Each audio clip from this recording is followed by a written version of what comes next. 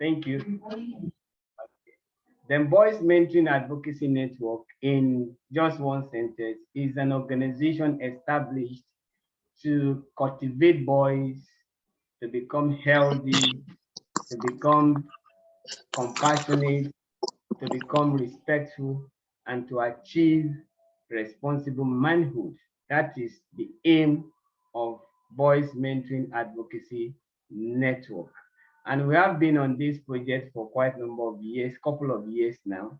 We have some good records. You can see that on our website. And your support to continue to grow this organization is open to all. And I want to appreciate you for coming. My own definition of a boy child is what I want to leave with you.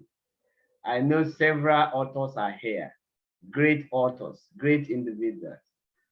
But a boy, for me, is a male child, a little brother who is immature, who is irresponsible, and who lacks a very good sense of judgment. So the role of mothers and fathers is to cultivate them to become responsible, mature, and maintain a very good sense of judgment. This is what we stand for, and this is what we want to achieve for our boys. Thank you, and God bless. Thank you, ma'am. Thank you so much to Ola Akin. He is our host for tonight. It was good to hear from him. We all appreciate you, and that's the reason each one of us is here this afternoon to have this conversation and why this panel has been set up. So the first thing I'm going to do is just to say a big welcome to every one of you who is here joining us this afternoon. We're not going to take your time. First, I'm going to start by saying thank to all the panel, people that we've called and you've answered us. We do really appreciate each one of you in this conversation that we're going to have this afternoon. Now, we've allocated time to each of our panel, which is within 8 minutes, 10 minutes in total.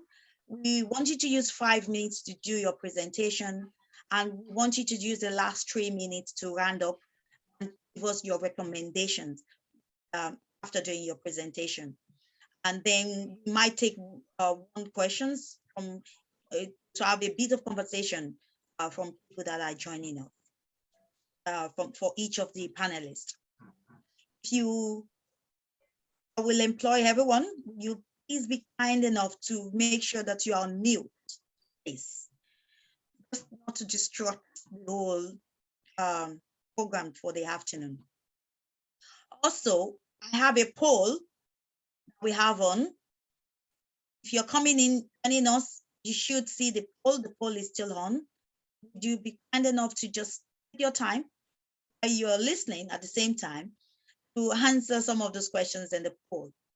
Some of those questions will require you to drop them in the chat box. We have our chat box there.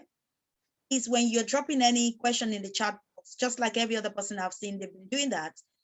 You can put the number of the question, just put the number, then drop a comment in the chat box. Again, my name is Suzanna Olatunji Kamalafe. I'm your moderator tonight, and it's great to have you all. The first thing is that I'm hoping that every one of us have the program with you. You can follow me as the program goes. There might be a bit of changes to the program in case some of our panelists is not yet joined us. We might have to change around. So just be alert in case I have to call you. And the way the program is going today is that when I bring in our first panel of judge that will be talking, you will introduce yourself to everyone. Tell us a little bit about who you are, so that we get to know you. Then you can use the rest of the minutes you have to do your presentation. Brief about telling us who you are because of the time frame. And I'm going to try to keep, everybody should just keep looking. When you are talking, will you be kind enough to just check chat box once in a while. So I might just privately tell you if you have just 2 minutes or 3 minutes left. I'm going to alert you just for you to know that you have a few minutes left, so that you can work within time. You can as well set up your own time clock just beside yourself to help you while we are doing this as well. So again, I say a big thank you to every one of you that is joining us.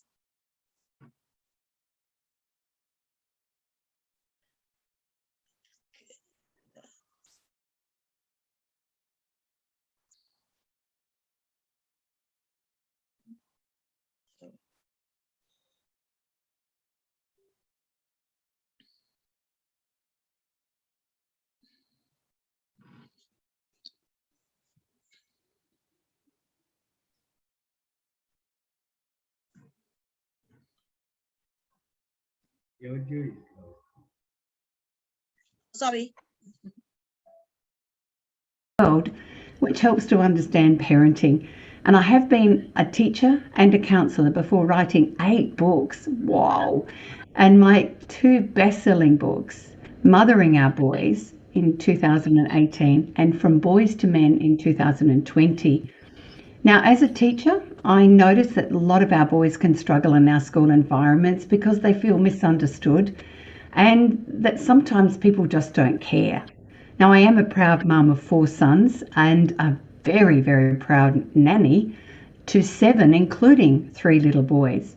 So I'm just doing a beautiful big shout out to you in the LARA's Fantastic Mothers Initiative, because I know that when we can create the environment for our little boys and start to change the voices and the impressions they get about how they need to be a boy and a man, we can raise our boys to be happy, healthy, and really enjoy their lives.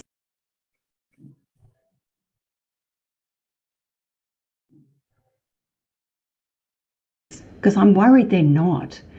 So what we know is the modern world isn't good for boys. It's kind of sometimes making them feel they just have one way of being a boy, and that's tough and loud and all those things. Of course you can be a confident boy, but we need to recognize that sensitive boys are equally as valid.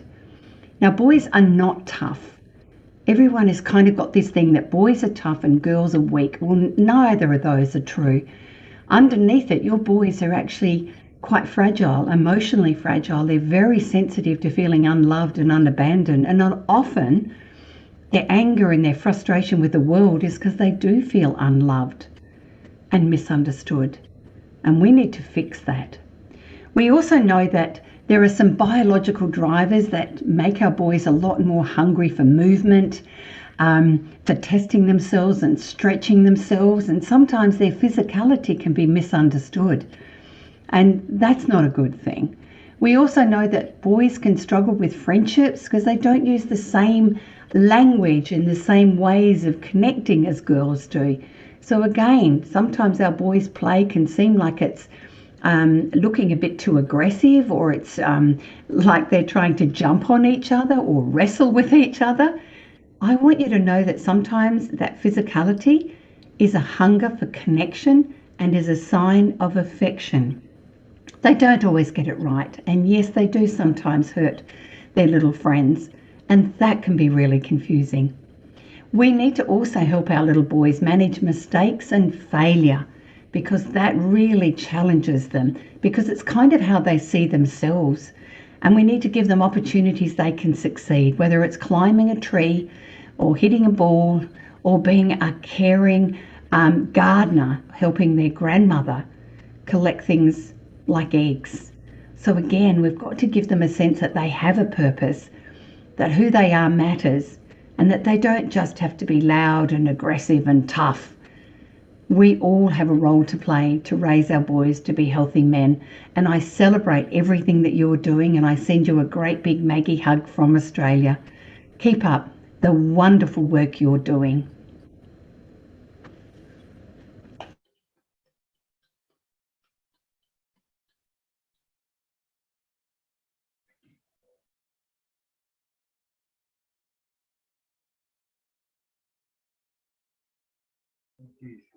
Unmute yourself. Sorry, I didn't realize I was muted. Okay, just to say thank you to Maggie for that brief message to every one of us. I'm going to go straight to our second panel speaker for the afternoon. I'm going to see who is that.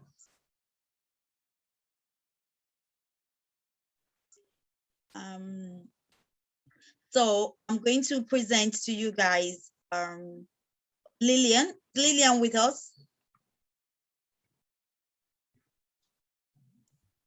Good morning from Australia at 1:30 a.m. Wow, thank you very much, Lillian Ricky, for joining us. So Lillian will be talking on getting boys to talk about their problem, what mothers should do. That is what she's going to talk to us about this afternoon. So Lillian, you are welcome. Good to have you. Lillian, will you introduce yourself to us? Let us get to know a little bit about you. And you have altogether, you have 8 minutes. So 5 minutes for your presentation, 3 minutes for your recommendation. The other 2 minutes, we might take one question, which we hope you will be able to address. Thank you very much. Okay, I better be fast again. First of all, we mucked the time up. Ola. It was meant to be 2 a.m. I was still in bed. This is the fastest I've ever put makeup on, ladies. So thank you for the introduction. So did you know that many parents are unintentionally parenting upside down? Now, this may not have been something that you've heard of before. And are you aware also that parenting is not a role or something we do? It's actually a relationship that we need to nurture always and forever. And I'm sure mothers, we all know this, right? But did you also know that many parents and youth often seek that relationship outside of the home because they are not feeling connected, they're not feeling seen or recognised or respected or acknowledged for their strengths and their greatness within the home. So I'm Lillian Reiki, parenting strategist from Parent Support Network in Queensland, Australia, and I have a huge passion for parenting. I have 2 adult sons who are 35 and 28. And I have been working I'm a teacher by trade, but I've been working with parenting for well over 20 years because of our youngest son's journey. So he was diagnosed with ODD, which is oppositional defiant disorder, ADHD, and childhood depression when he was just a little boy. And he's now 28. And we have absolutely amazing relationships with both of our boys. They are fantastic. But here's the challenge. Ola asked me to talk about, getting our boys to come to us, to speak with us, to connect with us, to communicate with us. And for us, with our boys, and particularly my youngest son, we were very disconnected when he was younger. Now, my husband and I are good parents. We're good people. We loved our son with every part of our being, but we were upside down parenting. And people will ask, well, what do you mean, Lillian, by upside down parenting? So we were giving all of our attention, our energy, our connection, our relationship to the things we did not want to grow. It's a little bit like taking your watering can out into the garden, and instead of watering the flowers and the veggies and the herbs, you go and water all the weeds and encourage them to grow. So we didn't realize we were parenting upside down. We were giving so much connection, energy, and relationship to what we didn't want more of. And this is a lot of what I teach in the Nurtured Heart approach now, and something that I'm really passionate about is helping mums, dads, parents, caregivers of children to turn their parenting right side up again, so that our boys, our children will want to come and connect with us, relationship with us, ask us questions. And it's about, I call it the law of mutuals. We have to be mutually respectful. To get our boys to want to come and connect with us, we have to show them respect. We have to model respect for them to, to respect us back enough so that they want to speak with us, so that they want to connect and communicate with us. and talk about their challenges and talk about their problems. Because if we don't have that relationship, and as I said, parenting is a relationship, we have to be their absolute biggest supporters and fans, and we have to be there for them. Do we have a timekeeper? Because I'm sorry, I haven't kept time. I prepared also. I'm for doing 10 that, minutes. Lillian, and check your Thank private. I'll tell you when you're 5 minutes. You spent Okay, thank you. Already, you spent 3 minutes already now. Oh, thank you so much. Thank you. So, you know, we had a parenting mentor when our son was a teenager, because he really revolted. He was not in a good place. So as an adolescent, as a young man, a young adult, a young person, he sought his relationship outside of our home because he didn't feel connected at home. And our mentor at that time actually said to us, you know, he said, do you know how gangs are formed? And we're like, well, that's a funny question to ask us, you know, how are gangs formed? And he said, when you don't actually have a relationship with your children, and particularly our boys, right? Particularly, you know, have them feel like they are a part of where they are respected, of where they are listened to, heard, where they feel acknowledged, where they feel, you know, these people understand who I am as a person, and I can talk to them, I can relationship with them, I can, you know, tell them about my problems, I can share with them about what I'm feeling. If we don't establish that relationship as the children are growing up, when they hit adolescence, they are going to seek that counsel outside of the home. They are going to go and find, or because of their vulnerability, gang members, for example, could be attracted to gangs because the child is not feeling connected, is not feeling loved, is not feeling a part of a community as such. So we need to make sure, mums, that our sons and our children, particularly our sons, feel a part of a community that they want to hang around in. My two boys, who are 35 and 28, we still hang out together. We've spent the last 2 nights together. It was my birthday yesterday, or the Friday in Australia, and we had a beautiful evening together. You know, we went out together. My boys spoilt me. You know, last night my sister had us over for dinner. We all spent time together as a family. So my boys, even though they're fully grown adults now, still feel connected to our family and still want to, you know, communicate with us and talk to us about what's going on in their lives. And one day I'll be a grandma, and then, you know, we will continue that relationship with our family because of the effort we've made with our family, with, you know, connecting and communication as we were growing up. Thank you. When we had our son, we didn't know what we were doing. We really we were trying our best as parents, but we didn't understand what we were doing. So my recommendation would really be to turn your parenting right side up. So if you are inadvertently parenting upside down, and I know none of us do it intentionally, but if you're giving all of that negative energy to what you do not want more of, what you do not want to grow, then you need to switch it around. You need to look for all of the opportunities to give your children, you know, the feeling that they belong and that they want to be there. You need to recognize them for their success, for their greatness, for their attributes, for being a great person, for being cooperative with their brother or sister, for being, you know, respectful, for being a great person. And we need to continue to recognize them and give energy to what we want to grow, not what we don't want to grow.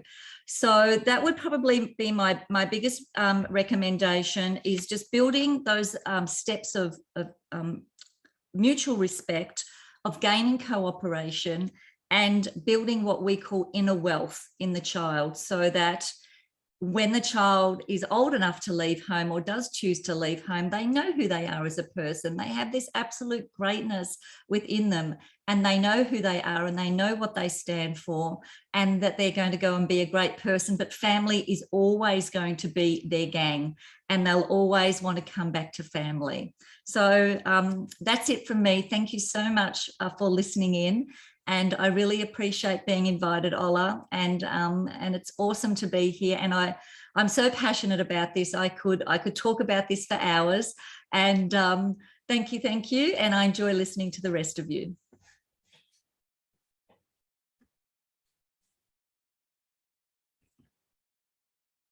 Thank you very much, Lillian.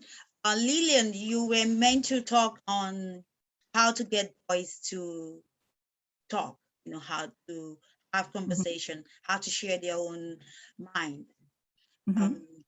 And you, as a mother, what specifically do you think would be the best way actually, I know you've told us a lot of them, but the best way to actually communicate that to our sons, let them feel comfortable that they can share things with us. Share things that, especially things that might think is intimate, and they feel that, oh, you might not be cool enough to understand how they feel. Yeah, absolutely. And it really, as I said, it's about building that relationship. It's about forming that relationship where your son knows that you are their biggest supporter and fan, that you have that mutual respect, and that you have that, you know, that sense of, I'm here for you, son. You know, if you need me, I'm here for you, because we can't demand things from our kids. We can't demand respect. We can't just say, you will respect me and you will come to me and you will talk to me. We need to gain that cooperation and that respect so that they want to come and speak with us, and let them know that we are an open door, you know, that we are here for them. And no matter what has happened or how challenging something is for them, that we are their biggest supporter and fan. And that, you know that they can trust us, because we are always, you know, looking out for them, and we are always, you know, acknowledging what we see in them.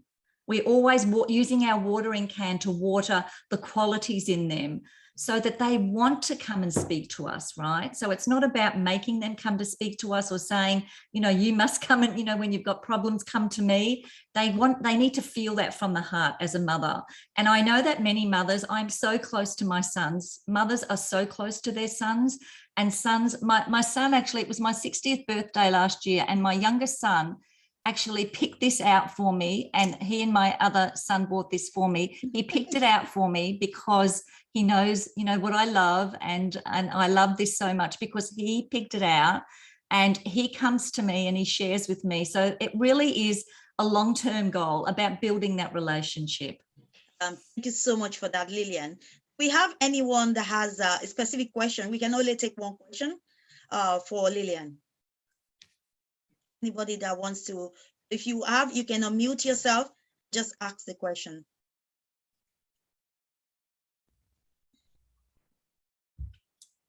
On the panel, there's nobody on the panel. Okay, thank you very much, Lillian. Thank you so much. You're welcome. Thank you. While I'm going to go straight and call our second speaker for the afternoon. We're supposed to have Viola Ruiz. Before that, I think I'm going to go ahead and take Omotola Ayoade. Motola is going to talk on practical ways to help mothers provide guidance to boys, the digital space. So she's going to be making contribution with regards to that. Omotola, are you with us? Omotola, are you with us and are you ready? Hello, can you hear me? I can hear you, but I can't find, oh, now I can see you. Great, okay. Hello, everybody from Dublin, Ireland. And my name is Omotola Ayodele. I'm the mother of 4 beautiful and lovely children, 3 boys and 1 boy. Oh, 3 boys and 1 girl. Sorry about that. And the ages are 19, 16, and 12 years twins. And also, I'm an executive clerical officer by profession in one of the best maternity hospital in Ireland. Also, I'm the founder of the 4G Kingdom Community Impact. It is a social group worldwide and charity organization for humanity outreach. I want to say it's a great privilege for me to be among you this evening to share my experience as a mother with over 20 years of experience. I'm still learning and impacting parenting, just to let you know. So I go straight to my today. I'm going to a little bit slow so that I can hear me very well. The topic I'm going to talk on today is about practical ways to help mothers provide guidance to boys in the digital space. Now, raising boys in digital space is so alarming and concerning and confusing, though it has both the positive and negative impacts. Most of us in Africa, I think most of us, we had analog childhood compared to the digital space where too much exposure, socially, mentally, and psychologically for our children out there via online exposure. So to me, raising the boys in the digital space, the first practical step to me, and in my opinion, is to be intentional. To ask yourself, what kind of a man do you want your son to be? To know the characteristics of the man you are raising or the boys we are raising. And if you are intentional about bringing up your kids, you have to look for the behaviors and the attitude that you wish to build in your son at a very tender age, between the ages of 4 and 12 years old. That is one thing I observe about bringing up kids. From age 4 to 12, if you don't get it right, you never get it. Because once they are 12 years old, get to Sunday school, they will always rebel. But if you have started with the value and moral you want to see in them, sure, they will always come back to you. So my first is to know the kind of boys and son you want to raise in life, the kind of moral and value you want in them, and catch them when they are young at the tender age, between the ages of 4 to 12. This is what I experienced before, because I have 3 boys and 1 girl. So for example, like a mother like myself, I want my son to be respectful to both genders, not violence, and I want them to be cautious about their safety on a daily basis when they go out from school and online, and to understand issues relating to consent. I'm from Africa. We can talk, I can touch anybody anyhow, but here I have to let my children know about consent and permission in the environment where I live presently. So in as much as I want my son to be respectful and not violent, I wouldn't want anyone to insult my son, to bully or to walk over him. So I try to teach my son to be responsible. I talk about emotional intelligence and also be a good communication by expressing their own feeling at any time politely. And my second step that I will take, I would love to be a positive role model to my boys. Boys will gain their understanding of what is required to be a man from several sources, but parents in particular, mother, father, have a major role to play. Then people around them, such as their uncles, male genders, and their friends within the community, have positive and negative influence of them as well. But whatever, any negative influence on your boys, we as the positive role model must have an eagle eyes to counter any negative character or influence from the society at large. For example, if your son is violent, let them know that they are hurting somebody. Let them know it's not okay. Show them the example, how to go about it. Tell them, like in my house now, if they call themselves name, I told them I don't want to hear such name in my house. They know. If anyone does that, they will report. And I've said, I don't want it. And they know that. They don't go near that. Even though they do it, they will still come and report to one another to let me know. And I put a stop to that. And the step to practical approach in raising our boy is to talk about basic moral ethics, very important. These are the principles to evaluate what is right and wrong, such as respect, empathy, humility, and honesty. As our son grows, these issues of respecting both genders should be part of their lifestyle. For myself, I don't deal with gender. I deal with individual humanity. We are equal. So I told them to respect anybody that come your way. And as a teenager boys, there's also peer pressure to show off and impress one another. So sometimes this can result in aggressive or inappropriate behaviors among them.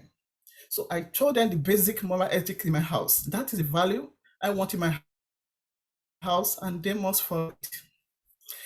Also, the fourth one I'm going to talk about this evening, and the last one, is the practical step in raising boy in digital space for me is internet safety talk.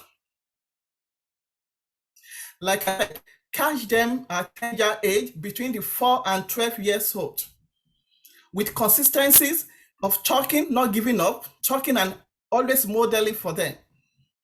I have been here before, waking up with checking my phone. My twins, just 12 years old twin, telling me, Mommy, you can't tell me to stop using my phone because you are using your phone early in the morning. So modeling what I was doing. So I was ashamed of myself. So we have to model what we want them to be in life. Also, as a parent, we have to be the pilot of the digital space. We have to make sure that this is what we wanted to do, set brand for them. Don't deny them. I don't deny my kids because I know if they don't use it yet, they will get to learn it out there. So the only thing I do, I give them boundaries, set limit of time, and what they normally ask. I always want to be part of them. What are you doing online? Can I know? Okay, for example, last week, 12-year-old son, a twins, always on a Twitter. I said, what are you doing on Twitter every time? I said, I can't believe you Twitter account. When I got to know, oh, Mommy, no. I said, no. I just want to know what type of activities are you doing there? You can't know. I said, I want to know. Okay, I'm just reading about games, game outdoor, current game, I said, is that what you are doing there? Okay, I pretended. So at that time, I will have to stay around him and watch. And I will pretend as if I'm not watching. So we have to be part of their life. Tell them about the safety online. And also, it is our responsibility to set time limit what they access online, who they relate with online, and tell them the dangers of meeting strangers, and tell them the effect of pornography. Let me give you one example. My son is 19 years, last month, 28th of September. This guy, he just entered university, all the 1 year session was done in the house. So he said, Mommy, I'm going to meet somebody out there. And I said, the person, when he came back, it was done on me that he has not met them before. Do you know what? I was really mad at him. I said, this is the danger. Okay, who are they? He now said, they are not in my class, but they are ahead of me. I said, but you've not met them before. I said, I thought you went to meet with your friend that you knew from the secondary school. That was why I allow you. And I said, please, if you don't know anybody, don't meet a stranger online. is so dangerous. You know, so okay, mommy, but I'm in my class. But that is why please always open up to me. God forbids nothing bad to happen. I will know where you are at so time. The address, the location. Another thing happened. He had a birthday 2 weeks ago. So he said, okay, he's going somewhere. I said, can you give me the location? He's like, mommy, I'm old enough.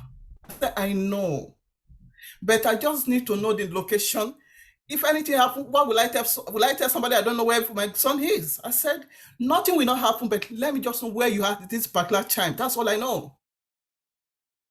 So what am I saying? We need to make sure to be safety aware and tell them the reason why we are doing this, that we are not stopping them, but this is the reason why I'm doing it. I just need to know where you have something. Though it will not happen, but I just need to know at this particular time. So to sum it up, the fact is you are the parent, and that is a position of authority, honor, privilege in your child's life. No other person, devices, internet, friend, or group can take your place. No other voice more influential in your child than yours. If you are intentional early enough, I repeat, if you are intentional early enough about the character you want in your child, you will not miss it. Though they might, they are in secondary from year one, but they will not come back to you. Thank you. Did you hear me? I'm sorry, guys. I don't know what happened to my laptop. I hope that I'm safe. Thank you very much for that. Do we have anyone that has a question? Do we have anyone that has a question, please? Okay, if not, Ola. I'm here. Ola? Yeah. So are you ready to share the video? Because my laptop is giving a problem there. So if you want to share the video over there. The video for Aries, right? Yes, please. Okay, let me try now. Share screen. Okay. Let me go here.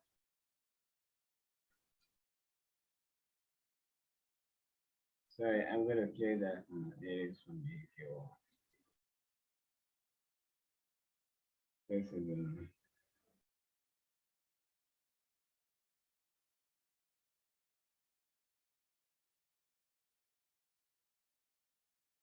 this is yeah.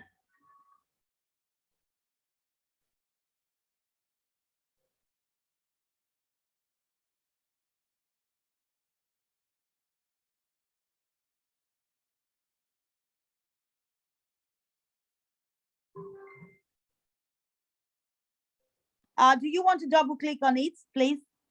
Yeah, it should be playing now. I think it should play now. I don't know if it's No, just double click on that and then it can come up. Sorry, because I don't know what happened to my laptop just now. I don't know why it's so slow. Okay, if it's not coming up at all, so I can see it coming up. I'm trying to. Okay.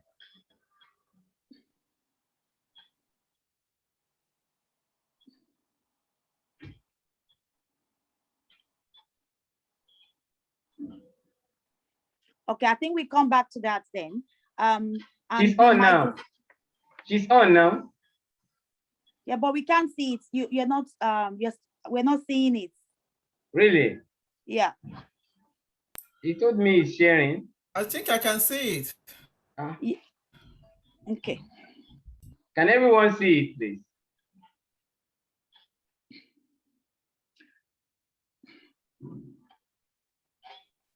I can only see your screen, Ola. I can't see your laptop screen. I can't see them. We're only seeing your laptop screen. So you'd need to double click on it so that we can see it.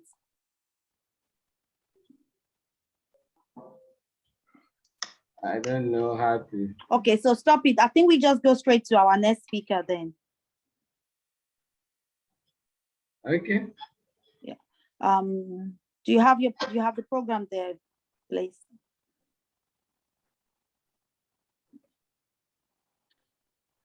So I'm just going to introduce the next speaker. Sorry, guys, my laptop just went into. So our next speaker is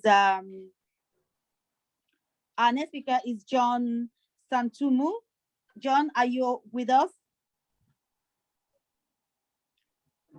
Yes, please. Yeah. So John is going to have a presentation on the value of qualitative earlier childhood education on boys' development. Thank you, John. You have 8 minutes. And guys, sorry for the, I don't know what happened with my laptop there. It just went last. So thank you. Welcome, John. I need to take this opportunity to thank everybody that has managed to be on this call for the good of a boy child. It speaks volume. It speaks volume that people can get together here to discuss boys. When you go around and carry out research, most topics, most seminars, webinars about girls and women, as if boys are not children. So thank you so much, Ola and the entire team and the panelists for making this happen. I feel so happy. I bring you greetings from Uganda. As far as the topic is concerned that I'm supposed to speak about, the value of qualitative early childhood education on boys' development. According to me, I'm going to speak according to my experience and my observation. I'm a teacher by profession. I've been teaching since 1998. Wow. To date. I'm a director of a primary school and a social advocate. First of all, we needed to ask ourselves, when does early childhood education take place? Because generally speaking, people think, when they think of education, they think of going to school. But early childhood education, according to Dr. Jessica Alvarado of National University, it starts from birth to when you join a kid joins a kindergarten. It means, and I agree 100% with her definition of what childhood education is. This means that the first teachers for our boys are our parents, we the parents. This early childhood education is home-based learning. We should not blame teachers for what our children are, because we never prepared our children when the time came for us to teach them. A teacher is bad because a parent is bad. So I really feel that before we go into what should we do with the boys, education, we must let people know that early childhood education does not happen at school. It is purely at home. Look at the mother breastfeeding. That is education. A kid gets to know. Vivian. Again, I'm sorry, I have a daughter here, is disturbing me again. Okay, bye-bye.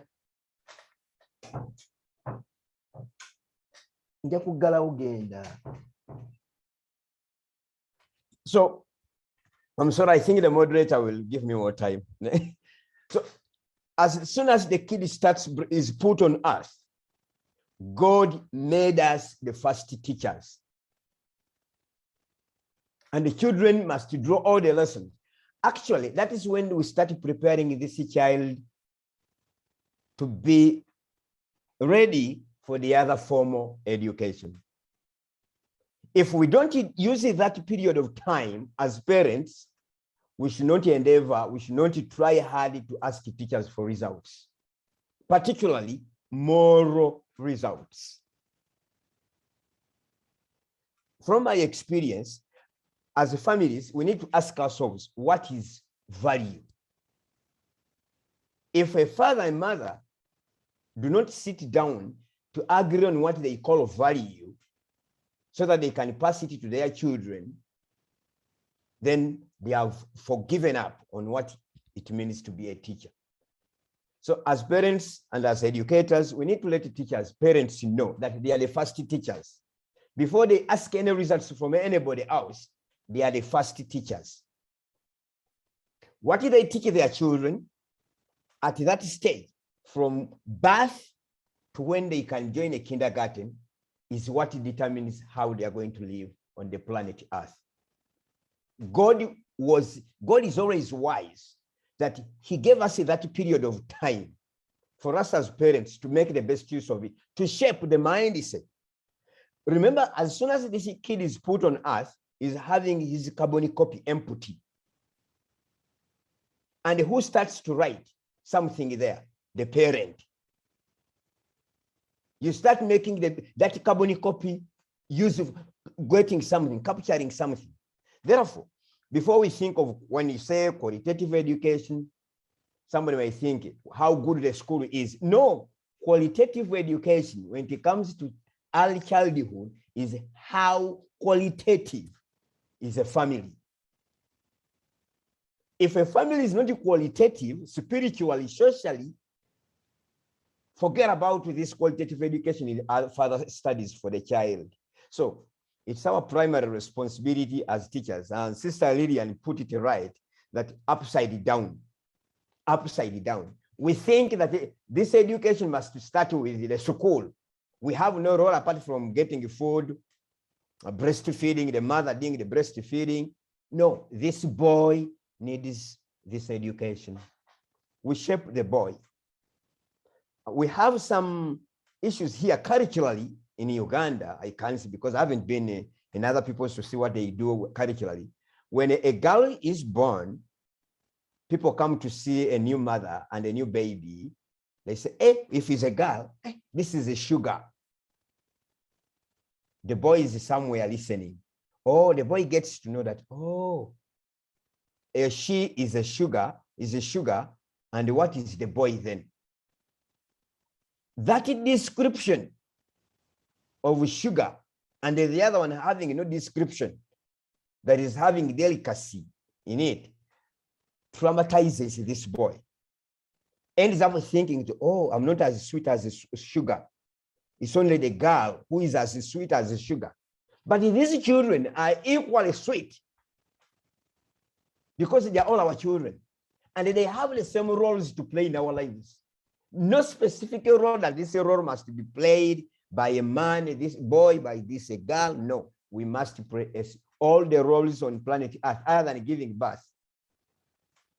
So we need to understand that education, this education at home is there to make sure that the values we work for, we pray for as a family are put into this boy's growth.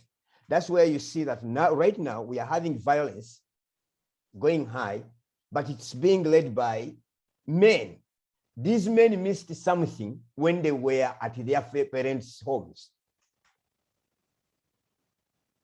That age where their carbon copies were blank, the message that was put there was very dangerous. And when the time comes, that's when they start showing what was put on their carbon copies.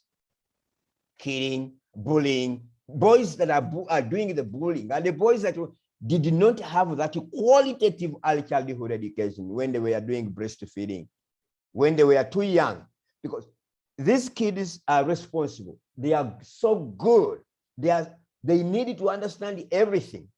So as parents, as mothers, fathers, we need to create an atmosphere that makes these boys feel equally important. Because we are putting a very big price, we are looking at girls as golden and boys as silver. That's why these boys are going to the girls to enjoy the gold that we are portraying. But these boys are also gold. They are all children. They are all gold. When did the Bible say that women are gold, boys are maybe silver? We are all human beings. And I think as parents, we must ask ourselves, what are the values we need our children to embrace and to live with? A spiritual family will have all the spiritual values. And these values will be passed on to the children. Then that's when we will have our children excel socially. To me, I don't want to look at my child excelling academically. No, I want to see my child excelling socially. Socially. The academic part of it will come later, but my boy must be an excellent citizen socially, wherever he is. So I call upon the parents to understand that since we are the first teachers, let us do our proper teaching. As the sister Omotola has said it, how can a child leave a home and does not want you to know where he is going? What if an accident happens? What happened? How don't you look a parent who is very responsible when you start asking, I've had an accident. Has it involved my baby? How did this boy leave your home? Thank you so much. Thank you so much, Mr. John Santumu. That was really, really, really very passionate to see the way you've come across in terms of your presentation. And there's so many things to pick. I'm talking like as a mother of teenagers, and I can with what you said there in terms of when your boys are going out and you're telling them where are they going. Now they are telling you, big boys, why are you asking? Why are you asking? You can see that in their voice. So thank you so much. We have anyone that wants to ask John any question? He's a teacher, and you can see he's talking in that kind of capacity as a teacher to limit our expectations as parents, especially to our boys. So to limit that expectation that we expect from a teacher. I'm a teacher myself, so I can, I can understand what he's saying there, that parents tend to feel like, the teachers should do their role. And I can say I'm guilty even as a parent, that, that I can actually say when I was younger, if your mom tells you they are going to report you to your teacher in school, you will be more scared than them reporting you to any other person. That is the way we grew up. I'm from Nigeria, you're from Uganda, but back in Nigeria, it's similar in the sense that when your mom tells you, I'll report you to your teacher, you'll behave well immediately. So do we have anyone that wants to ask a question to what John has said? Or do you have just something to contribute to that topic that the qualitative, there's something that I love about the fact that family should set the standard, that qualitative. So do we have anyone that wants to make any comment, please? Okay, if we don't have, I'm going to say a very big thank you to you, John Samantu, Santumu. Thank you so much all the way from Uganda. Still hanging there because we're going to have a joint conversation with all our panel as we go along. So thank you so much for that. So I'm going to go ahead and play this video. This is a message that has been, and I'm totally hoping that my computer is not going to go bonkers on me because that was what happened the other time. Thank you, guys. I was like, okay, what is going on here? Every weekend was like a nightmare. All I wanted was to stay in bed all Sorry, day I think I and played the wrong feel one, so I'm and going to do stop. nothing. But there you were asking me, Mom, I'm hungry. Or Mom. Guys, sorry, I'm just going to stop that for now. I'm going to play the right one first.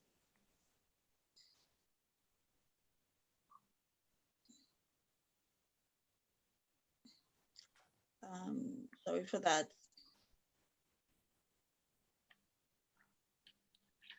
So I will do that.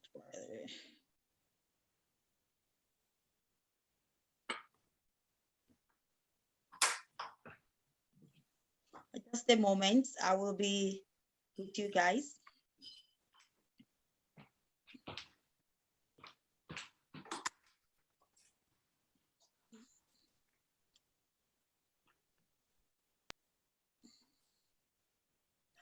Okay.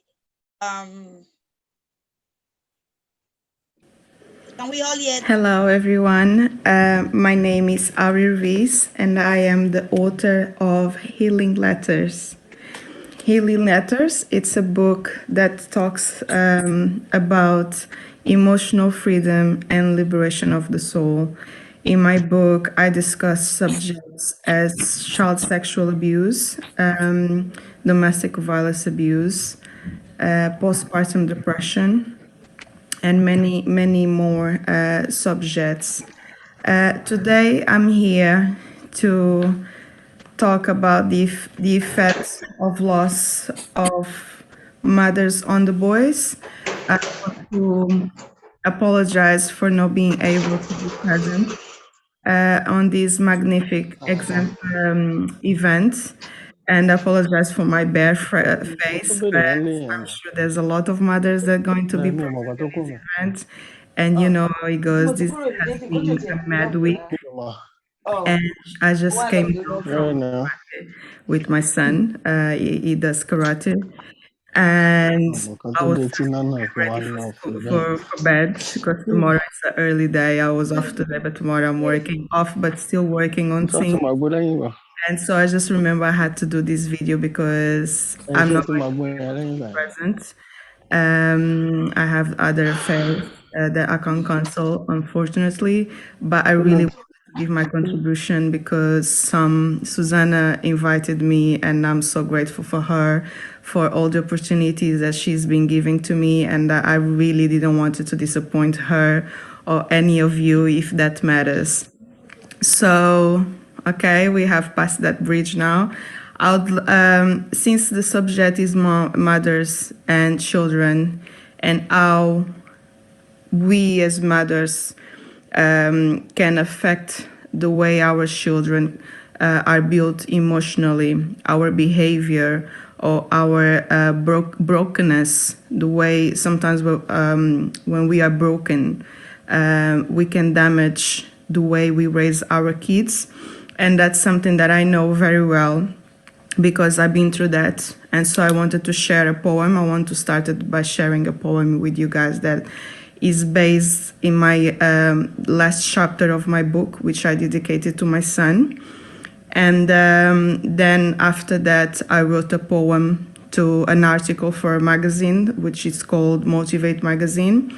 And the name of my, this is the magazine. It was published last June 2020. That's when the first edition was published in 2020, June 2020, and my article was in that first magazine. So I'll just give a reading for you guys, and then we can discuss a little bit more of the subject of the event.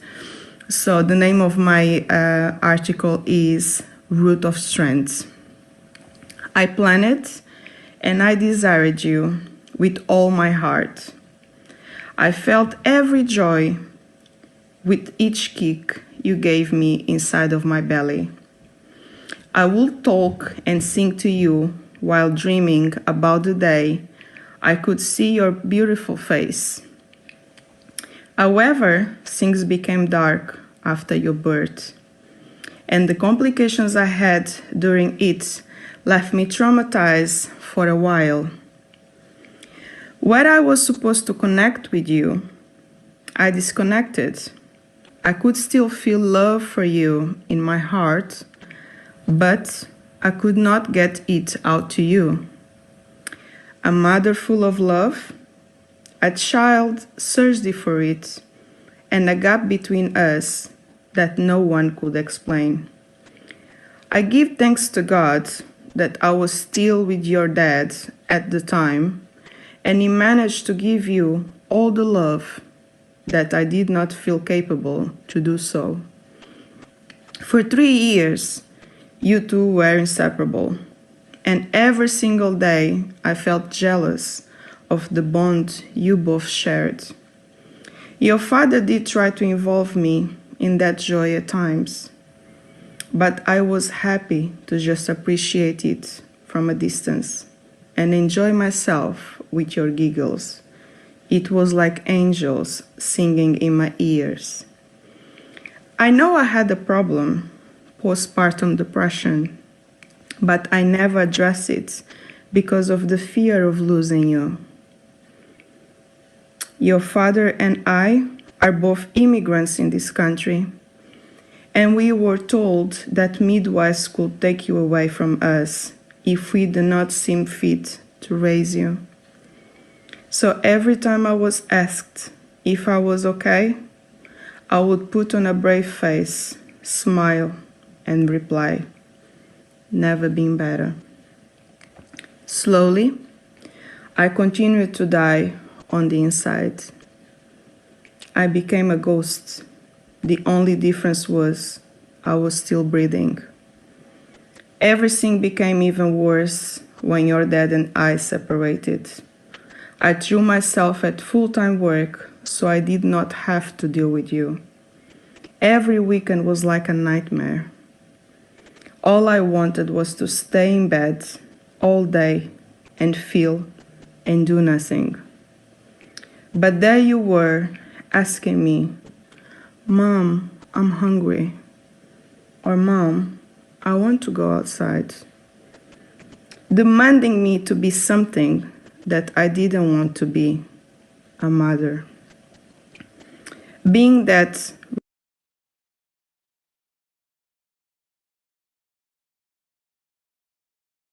Sorry. Give me a moment to play the second one, guys, please. Stop that, and then I can go out and get the second one done.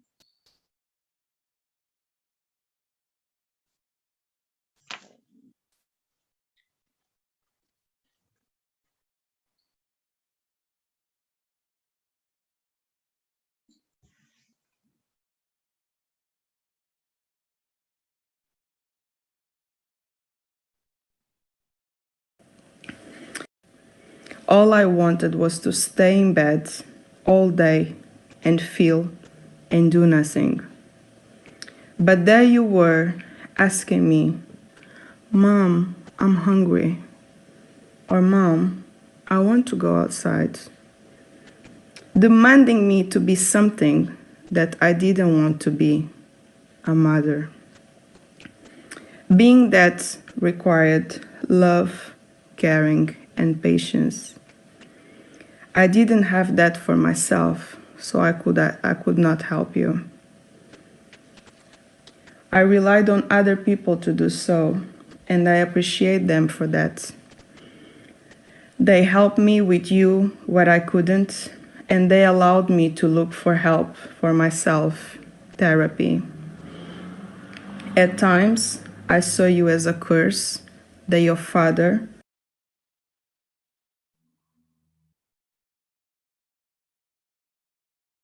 left behind to torment me. Nowadays, you are my root of strength. Everything I do for you. Please forgive me for all the times I failed you, and be reassured that I love you more than I can ever put into words. My angel, my present of God. Today I am successful because you inspire me to be better. Love, Mom.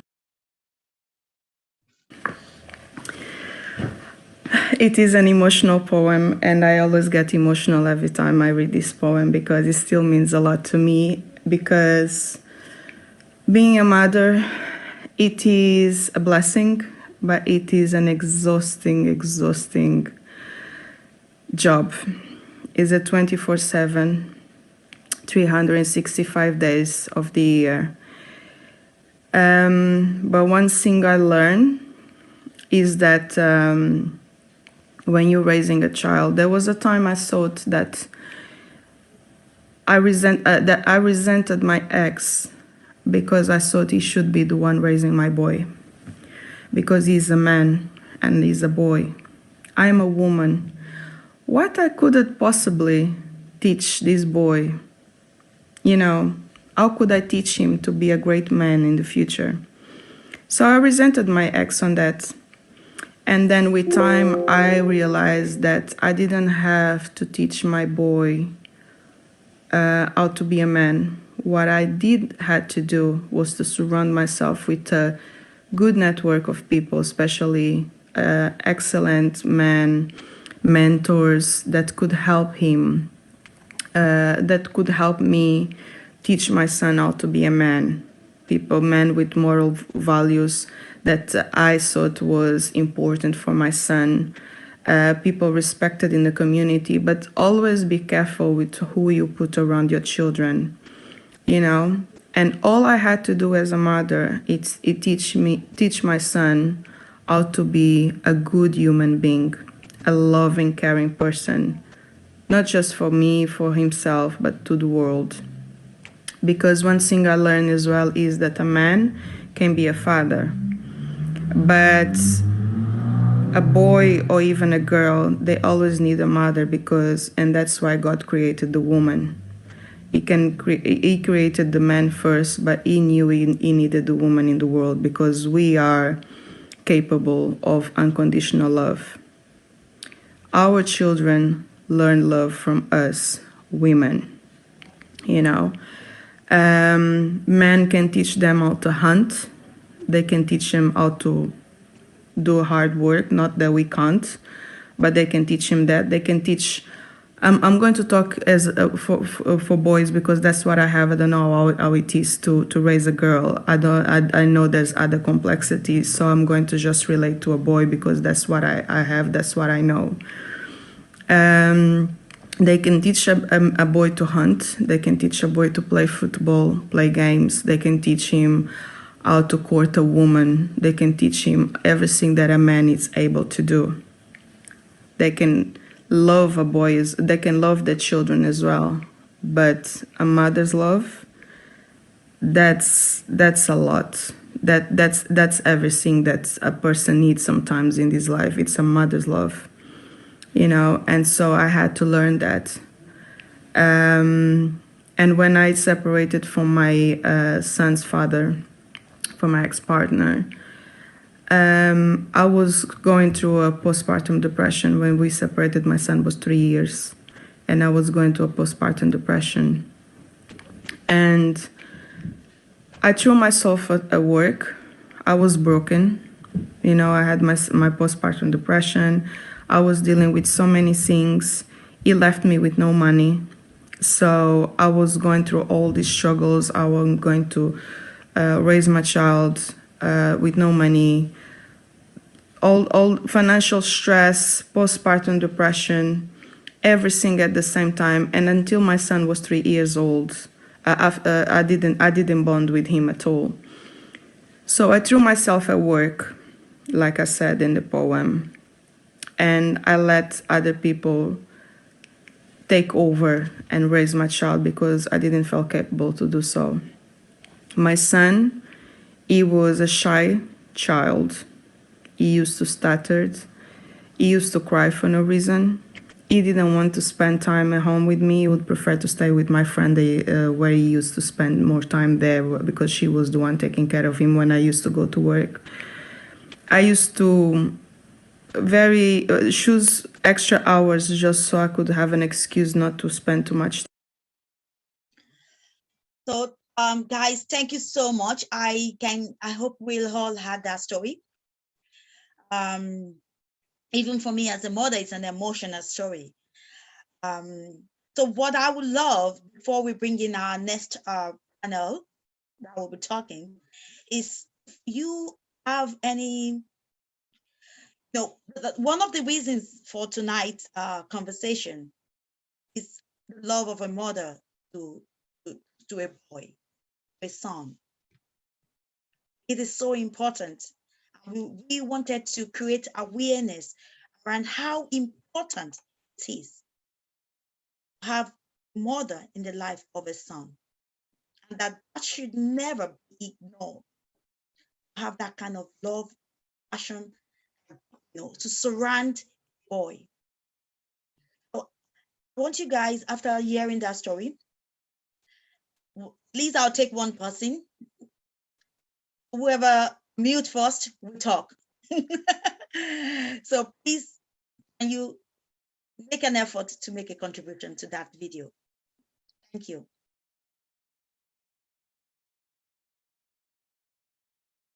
Who is unmuting?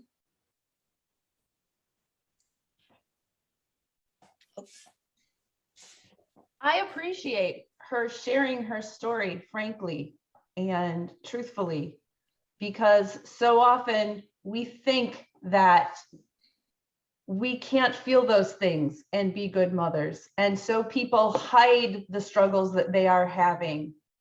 And really, that's when we most need each other and we need help from others. She needed other people to help mother her and mother her son so she could get to the point where she could mother her son. And I so appreciate her sharing her story so that the rest of us know it is okay to reach out for help. It is okay to say, I am struggling. This is hard. Thank you so much, Jennifer. If you, that is, admit it, something that as mother, we've been made to feel uncomfortable. To admit the fact that we are struggling and that we can struggle to take care of our own children. So it is time as mothers, and Jennifer, for other mothers that are here, just like you said there, we should start admitting when we are weak, when we need support, when we need help. We don't have to be this superhero or whatever superwoman that can do it all, because nobody can do it all, the reality of it. So thanks so much for your contribution. I think John is raising his hand there. Yeah, go ahead. I think being honest is very important, and accepting your weaknesses is the best way to learn. But as the women who are on this call and those watching from wherever they will be and those who will watch the video, I needed to let you know that whether you like it or not, nature chose you to be the first teachers through breastfeeding. All the time you take it to feed this baby, holding this baby is for you. It's good to find out how do you do.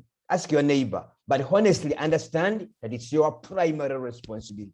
Don't ask is he a baby, a boy or a girl? It's a baby. Just look at that as a baby. When you do that, the rest will work out for you. Thank you. Thank you so much for that contribution to that. I'm going to go to our next panel, which is Zyfin, and she's going to be making a presentation on. Are you ready there? You ready?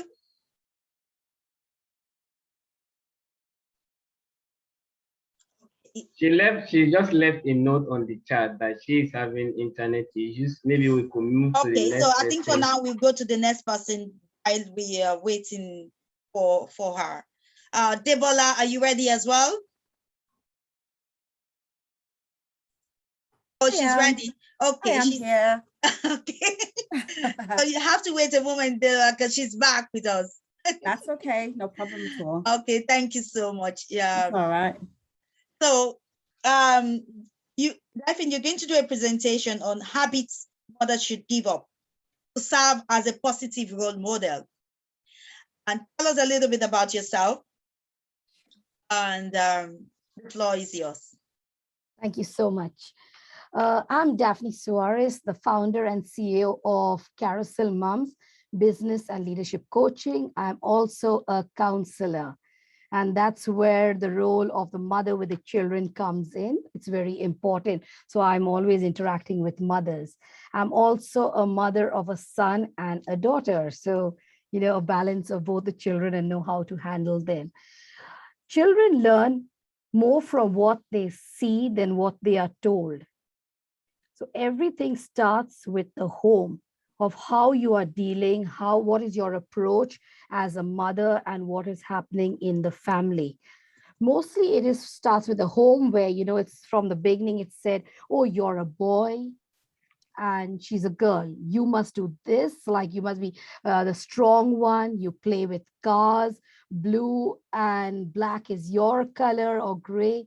You should not touch pink and purple because that's the girl colors. The dolls are not for you. You can, and the girl cannot touch cars and planes, vice versa. Why is this? Don't boys also have feelings and emotions? They want to be loved. They want to feel wanted. And that is where we already start bringing that, wall between the children. And then we allow the boy to go out and play, get poor results. Whereas the girl is told, you're supposed to help mom in the kitchen. You're supposed to do all the cleaning. But if we start from the early days, getting the boy also involved in the house and treated equally, these thoughts, these feelings do not come in. And it also starts with the way the mother is dealing with her partner. Yes, with the past, as there was no gender equality, so there was a lot of problems where the mother just listened to everything and did all the housework, and the father was allowed to stay out of the house. But parents can make that transformation by mother and father both working together in helping around in the house. When that doesn't happen, and the wife keeps saying to the husband, it's fine, it's my job, I will serve you the food, I will do all the cleaning and cooking. What is the boy saying? It happens even with the girls. Anyone wants an escape to freedom, right? I'm sure each one of you would like to have an escape from freedom. So when you're being told, okay, you sit down there, the food will be served to you, you can make a mess up, the mother and sister will clear up, then slowly that builds up into the boy finding the shortcut, that it's okay for me to play. It's okay for me to loaf around, and it doesn't matter much. After that, when they're older and you tell them to help in the house, you're not going to get a proper response. So this is where early the mother and father helping the child, teaching the son to also interact with the mother. The mother must give up this thing of saying, go to your dad because you're a boy. Yes, he does need a man in his life, but he also needs to know how to treat a woman, how to love a woman, how to talk to a woman. Today, he's your son. Tomorrow, he will be somebody's husband. So if he's never taught how to talk to you, how to respect and listen to you, he's going to carry it on generation after generation. And be sure, mothers, if you don't change your habits, you will be hearing later on your daughter-in-law say, oh my God, his mother should have taught him something. What a pain in the neck has been dumped on my head. Right? So this is no way, and I've even heard in families where the mother will many times say, you're such a pain in my neck. You go throwing and making such a mess in the house. Go find a wife, get married. Why are you making that statement? Is he marrying a woman or is he going to marry a maid? In today's world, to get maids is not difficult. You have the money, you can hire a maid at any time, but you have to start disciplining your child. Even in addictions, a mother drinking or smoking, or even the dad doing that is not good. I know mothers think it's very cool in today's world to smoke and to drink, but when you're doing that, what are they learning? Boys like it. I know even as a girl child, sometimes we used to look at movies and we used to see, where somebody was smoking and the smoke was all going in the air. It looks cool. Come on, guys, you have to agree to that. It looked cool when we were small. But later on, what is happening? The child is watching all that. Mama's loafing all the time. Mama is smoking. She is drinking, and it is okay. Everything needs to be done in moderation. You need to let your son sit down and talk to you. You must be the go-to person for your son. If you are not the go-to person, there is going to be no gender equality at all. So today is your time to make that change. Forget what happened in past 20 or 30 years ago, or the way your parents dealt with things. You have to make that transition and educate yourself. Somebody's mic is on, I think. I'm getting a feedback. Yeah, thank you. So please, you need to start it by really setting that example of inclusion, of getting your partner involved in the house rather than giving him the escape. I know it will not be perfect. We women want too much of perfection. We get really bugged when a plate is broken or something is damaged or the clothes are not clipped properly and they fall, your wash clothes. It will happen once or twice, but your husband is going to learn that. And then your boy also learns the same, that I need to help in the house. It is okay to cook. And it's okay also to cry and express emotions. We're always told, no, the boy must not cry. He must not express his emotions because he's a man. And then manlyhood turns really into the opposite thing. You need to tell your child it's okay to come and express your emotions. Even sometimes parents are holding. As mothers, we hold our emotions back. Why is that? Because my son should not see me crying. What will he think? It's okay to share that I am feeling that way and mama is down right now. She feels hurt. And this is the way you'd handle emotions. So boys know that there's a place in the house. You can play with everything. Cooking is cool. If you look in the world over, the best chefs are who? Majority everywhere, it is women. Sorry, men, not women. So you can see the experience, the beauty that a man brings into the world. He can cook, and really a chef who's a man cooks so well. His food is tasty. He really knows.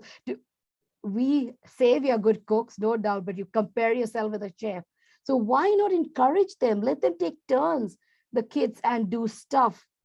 And also send them to mixed schools, because that starts with all the segregation from childhood where we don't even send them to the same school. You have to be with boys, and boys must fight and be rough and tough and punch everybody. I remember a friend telling me, hey, you must tell your son, to punch the wall. He's a man. He has to become strong. And it did go off in a wrong meaning to the child. And had to explain to him that, no, this is not the way, because that person, sad to say, excuse my words, is an idiot really, who's given this advice that it's a man should start punching the wall, because when he punches you, you will go somewhere else. He needs to learn kindness. He needs to learn gentleness. That's what a man like our wonderful Ola, any child would like to turn to him and get that love.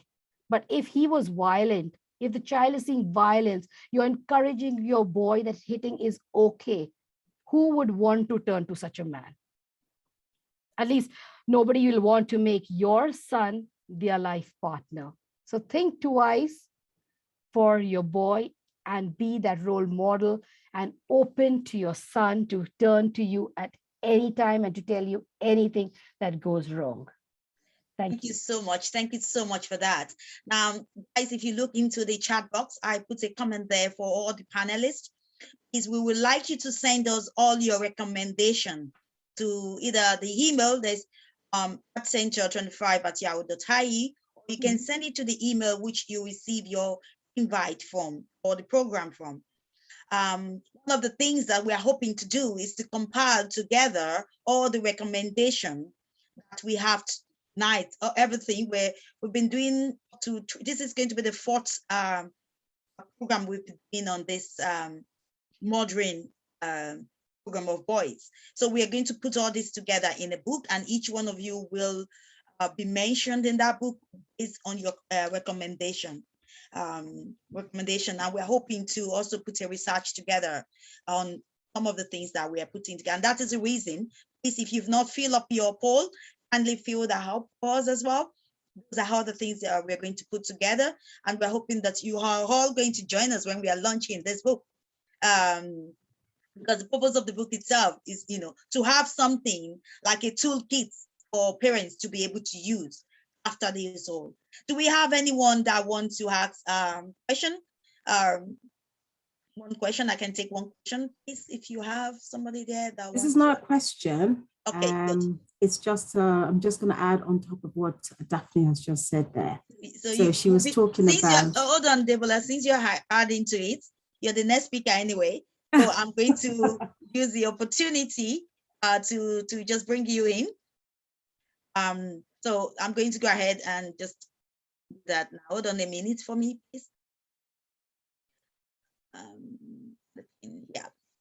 So Debola, let me go. Shekina Adebola Abdul Ibiyele. She's going to be speaking on Digit Space. I'm just going to go that way and she can tell us about herself. So she's going to add to the presentation on practical ways to help mothers provide guidance to boys in the Digit Space. Now, this topic itself, we were so particular about it because we all know what happened recently when we had the pandemic. Every one of us now lives in the global space. So we felt it was so important that we need more people to put an input into what that really means to boys these days. So thank you, Debola. And then you can go ahead and add to that conversation that we just had. Thank you very much, Savannah. Thanks for having me here. And thank you so much to the organizers of this event today for having me. I really appreciate it. And it's a great converse that's going on here. Firstly, I'll introduce myself. My name is Sakina Adebola Abdulabiye. I live in Dublin, Ireland. So hello from the first city of Dublin to everyone, you know. And of course, I'm advisory. I'm on the advisory board for Art Center. My day job, I work at PayPal. So I'm kind of in the digital space as well. And I do have a bit of here and there, you know, masters in cybersecurity. So it is something that, you know, digital space is close to my heart. Firstly, you know, what we want to do is want to look at, you know, how do you digital parent kids? A lot has changed. The pandemic is never going to change our world that we can never actually go back to the way it was. And I suppose all of the panelists will agree with me on that. I don't know if I can share my screen. You can.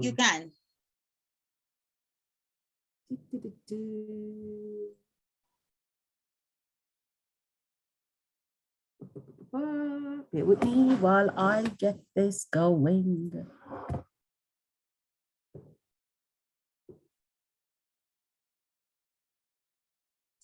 Can you see my screen? Can you see my screen? I can see it, and I'm hoping everybody could just. Can everybody see my screen? Yeah, super. Yeah. So super. Thank you. Right. So the topic we're talking about today is practical ways to help mothers provide guidance to boys in the digital space. And of course, I've introduced myself as Adebola Sakina Abdulabiye. So how do you digital parent kids? You know, what are the practical ways? What ways is, you know, when you think about practicality, you think of pragmatic ways that really works that you can actually support our boys in the digital space. I'm a mother of a son and 2 kids who are in university. My son is in university studying aerospace engineering. My daughter is in physiotherapy, and I have a very young 15-year-old who aspires to be a doctor. Well, that's the aspiration that she's got, hopefully. I don't make the decision on what my kids want to study. I let them make the decision, and I let them go to where they want to study. So a lot of my friends' kids actually call me a digital parent. I don't know how that came about. Being originally a Nigerian, the way I parent my kids, I kind of decided to make it different from the way I was parented. So it's a different thing. I give my kids the opportunity to be who they want to be. And I suppose maybe if I was given an opportunity to be who I wanted to be when I was much younger, I'd probably be something else today and not, you know, what I am. I studied quantity surveying, and I wanted to study mechanical engineering, but I was dissuaded from going to mechanical engineering because my parents said, "Oh, that's a boy thing." So that got me. I was like, okay, if I wasn't going in that space, then I'll definitely be going into something in engineering space. So I went to quantity surveying. Right. Firstly, I'm going to ask. Bear with me now. Okay. I think my screen has just stopped, and we're talking about digitalization. Bear with me 1 minute while I get myself And that is what it means to be in the digital space. I know. That's what I was just saying, that we're talking about digitalization. You know, the converse is on digitalization. And because I have 3 screens in front of me to get this going, working from home, and I've been working from home since, you know, almost 2 years now, and I have 3 screens that I work with. So pardon me while I try to make sure that I have the right screen in front of you. Super, I think I do now. Can you see my next screen? Yep. Yes, we can see it. Super. So what is digital parenting? So for me, I would look at it as the efforts of the parents, where they can practice, you know, where they can comprehend, support, and regulate the activities of their children online. Now, if you now put it into context of a son, of a boy. Now, what that means is that we want to, as a parent of a son, of a young man, or however you call your male child, you want to make sure that you are comprehension. You want to understand as a parent. You want to support your child as they go into the digital space. And you want to be able to regulate the activities in that environment. So that is what digital parenting actually talks about, what it compromises of. Now, again, there's a general belief that a boy's best friend is his mother. That could be a question, or that could be a statement. If you're looking at that, is that a question? Is that a statement? The reason I'm linking this conversation together, being being a boy and being the mother, is as following from all of the conversations and the panelists from that previously mentioned, that the parents, or the mother especially, is like a driver in the home. And the mother is actually the one that would teach the young man to be a good, or your son to be a good man in the future, or to be a good dad. So if you raise your son to be a good man, you definitely know that you're raising him up for somebody, for somebody else's daughter when he grows up, if he marries, or whatever way he decides to swing. So in that space, you're looking at the fact that as a parent, and how you teach your parents at your child digital space, and your son, your family, it is a whole conversation within the home. And we're going to look at the practical steps. Some of them could be around setting boundaries, identity, getting all of that kind of conversation, going.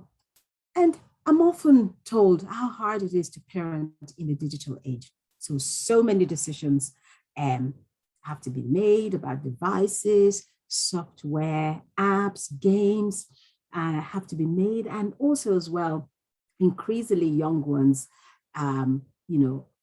are susceptible to bullying. And of course, due to COVID, a lot of our space is now digitalized. I'm in the payment space at the minute, and a lot of sales, or a lot of businesses have moved into the online space as well. So that's why, naturally there's a progression for us as parents to start looking and managing our children in the digital space. So we're not saying that don't go into that space, because of course, everything has got its advantage and disadvantage. So there's pros and cons of being online and not being, or being offline. So that is one of the things. Now, I want us to kind of look at a situation where it has been a progress of the digital space. All of this before, they've reached, different space. The kids start from elementary, where you have a potty training app as a parent, There's a lot of things out there now. There's apps for everything. For those who are, parenting at the minute, who are digital parents, and who are, not parenting the Gen Zs, because, we're probably the baby boomers now. We've got the generation of Gen Zs at the minute, who are more into apps, tags, and all of those kind of things. You see, a 3-year-old would have actually older the phone and actually teach the mother how to use some apps. So that is the reality of our world at the minute. And we just have to accept that. And parents need to start kind of making sure they know how to fit into what is happening, into the digitalization now at the minute. Like I mentioned about, potty training app. where parents say, oh, how do you portrait? It's complete with a stand for, if you have an iPad, it has a complete stand and everything, but it's actually an app. So it's the digital space. So as it is, all of the young kids are actually growing up in that digital space. And our sons, how do we control them? How do we support them? Like I said earlier on, there's a positive and negative of that. So it moves from Minecraft, Motion Monsters, Club Penguin, texting, particularly among girls, you know, and new issues arising around photographs, boys, you know, saying, oh, did you see this girl's picture, sharing pictures among that? Those are the cons of digital space. Look at all of those things. And then as a parent, when you think you've just mastered all of the things that is happening, and then boom, comes the teen years, when they are young boys, you know, come along with this on sort of social media sites, you know, going on to Snapchat, Instagram, Twitter, and all of those things. And remember, there's a lot of anonymous apps as well, like ask.fm, Secret, Yik Yak. So parents need to be aware of all of those kind of things. So we need to move with the times.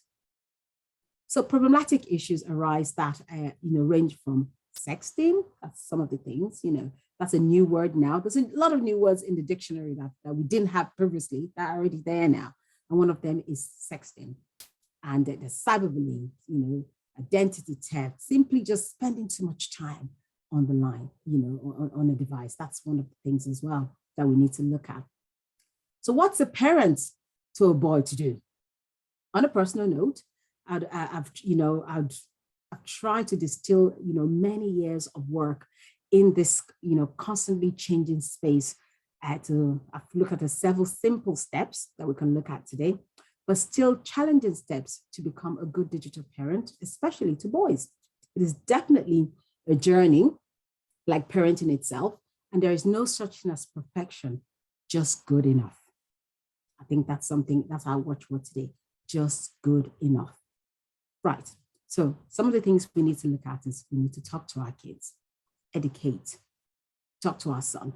I'm going to click on the next one. Okay, come on, my screen. Where are you? Okay, I have you here. So you can, I'm just going to flick on the next page so you can see where I am.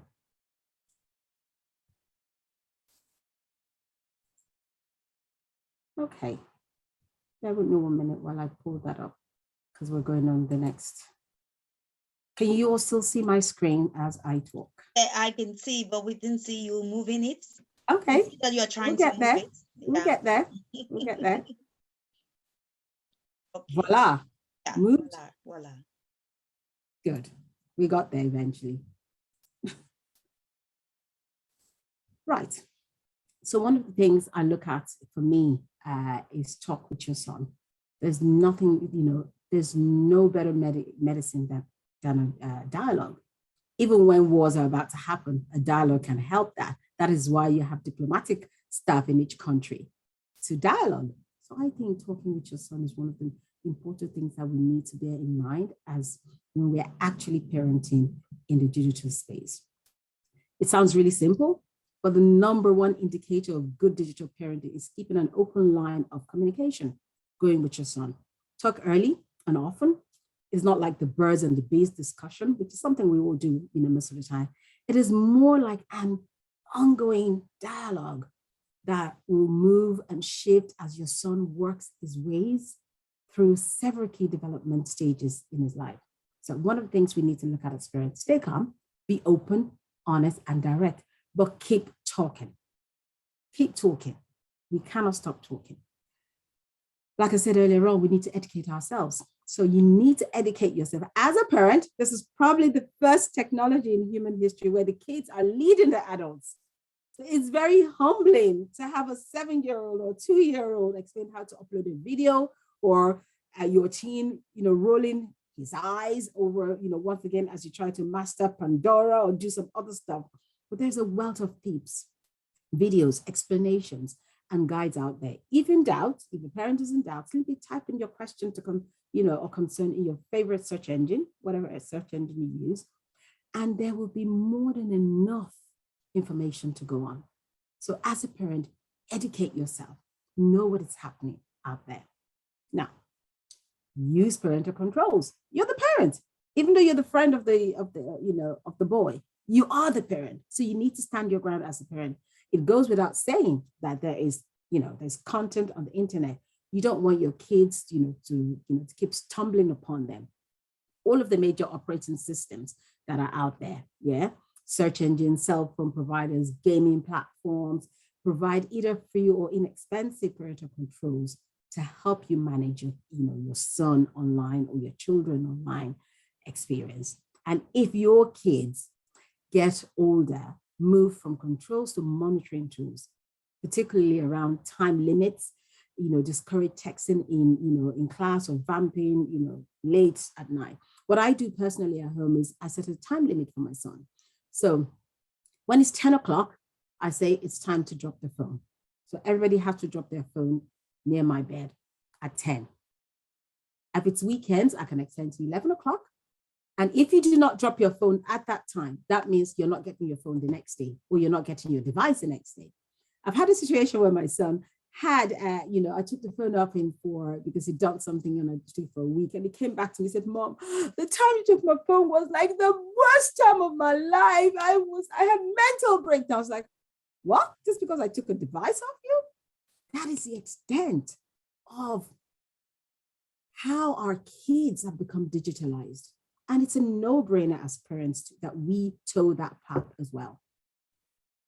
Now, we want to make sure that we set ground rules and apply sanctions. This is what I've just talked about there now. You set the rules in your home that, okay, kids, this is the time. I know you can go on this platform, you can go on to that, or I need to have your phone at so time of the day. And if you don't have that phone to me at that time of the day, I am going to do this and this and this. So the kids are aware earlier on that there is a boundary, and they need to know that they cannot cross that boundary. And there's a consequence of crossing the boundary if they do cross that boundary.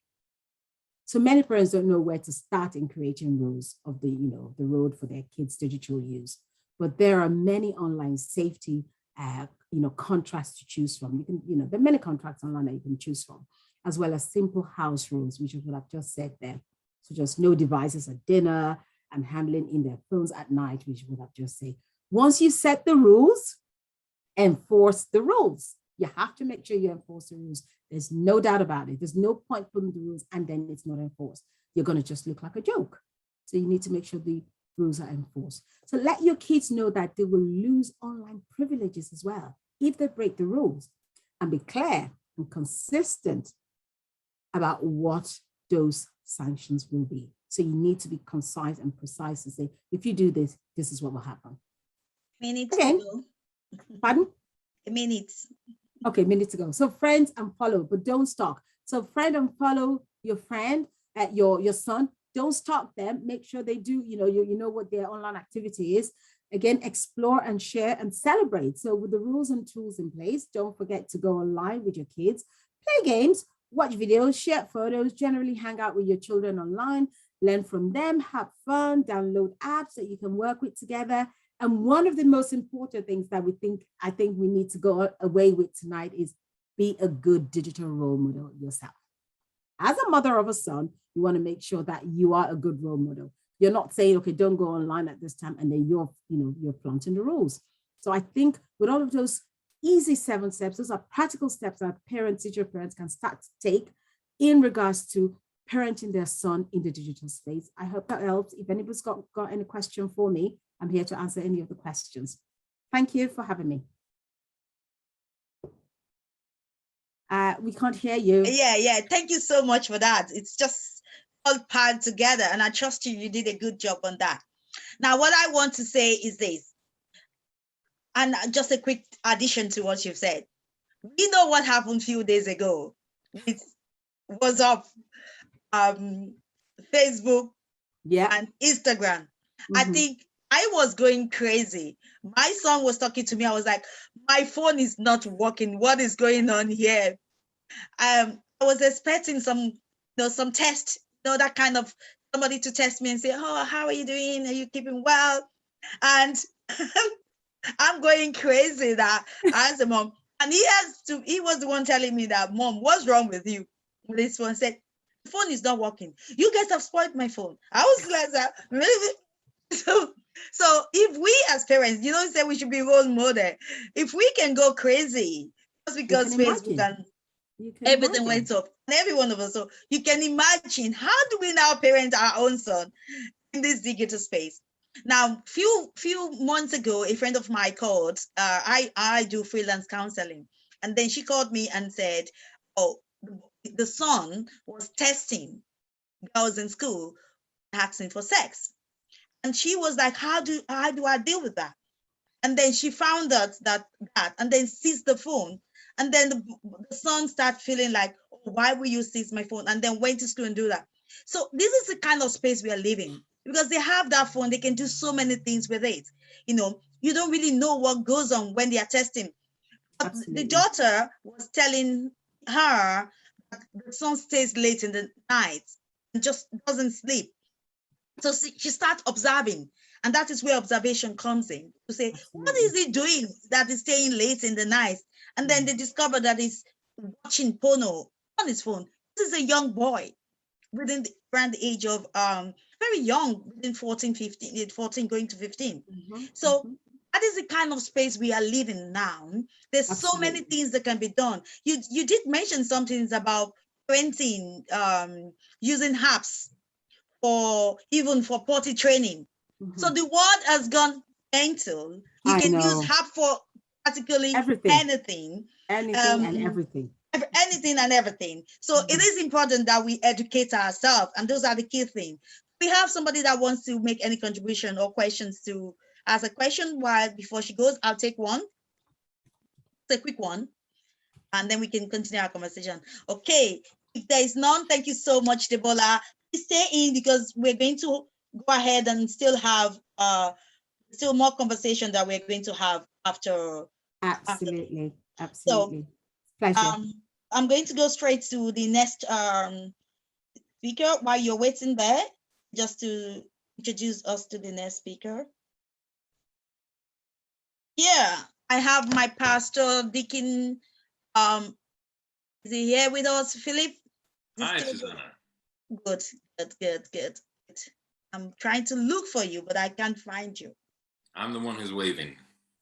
Oh, yeah, but I don't know. I can't find you. So anyway, since you're there, that is good. So Philip is going to Reverend, I think, do I call you Pastor? Deacon?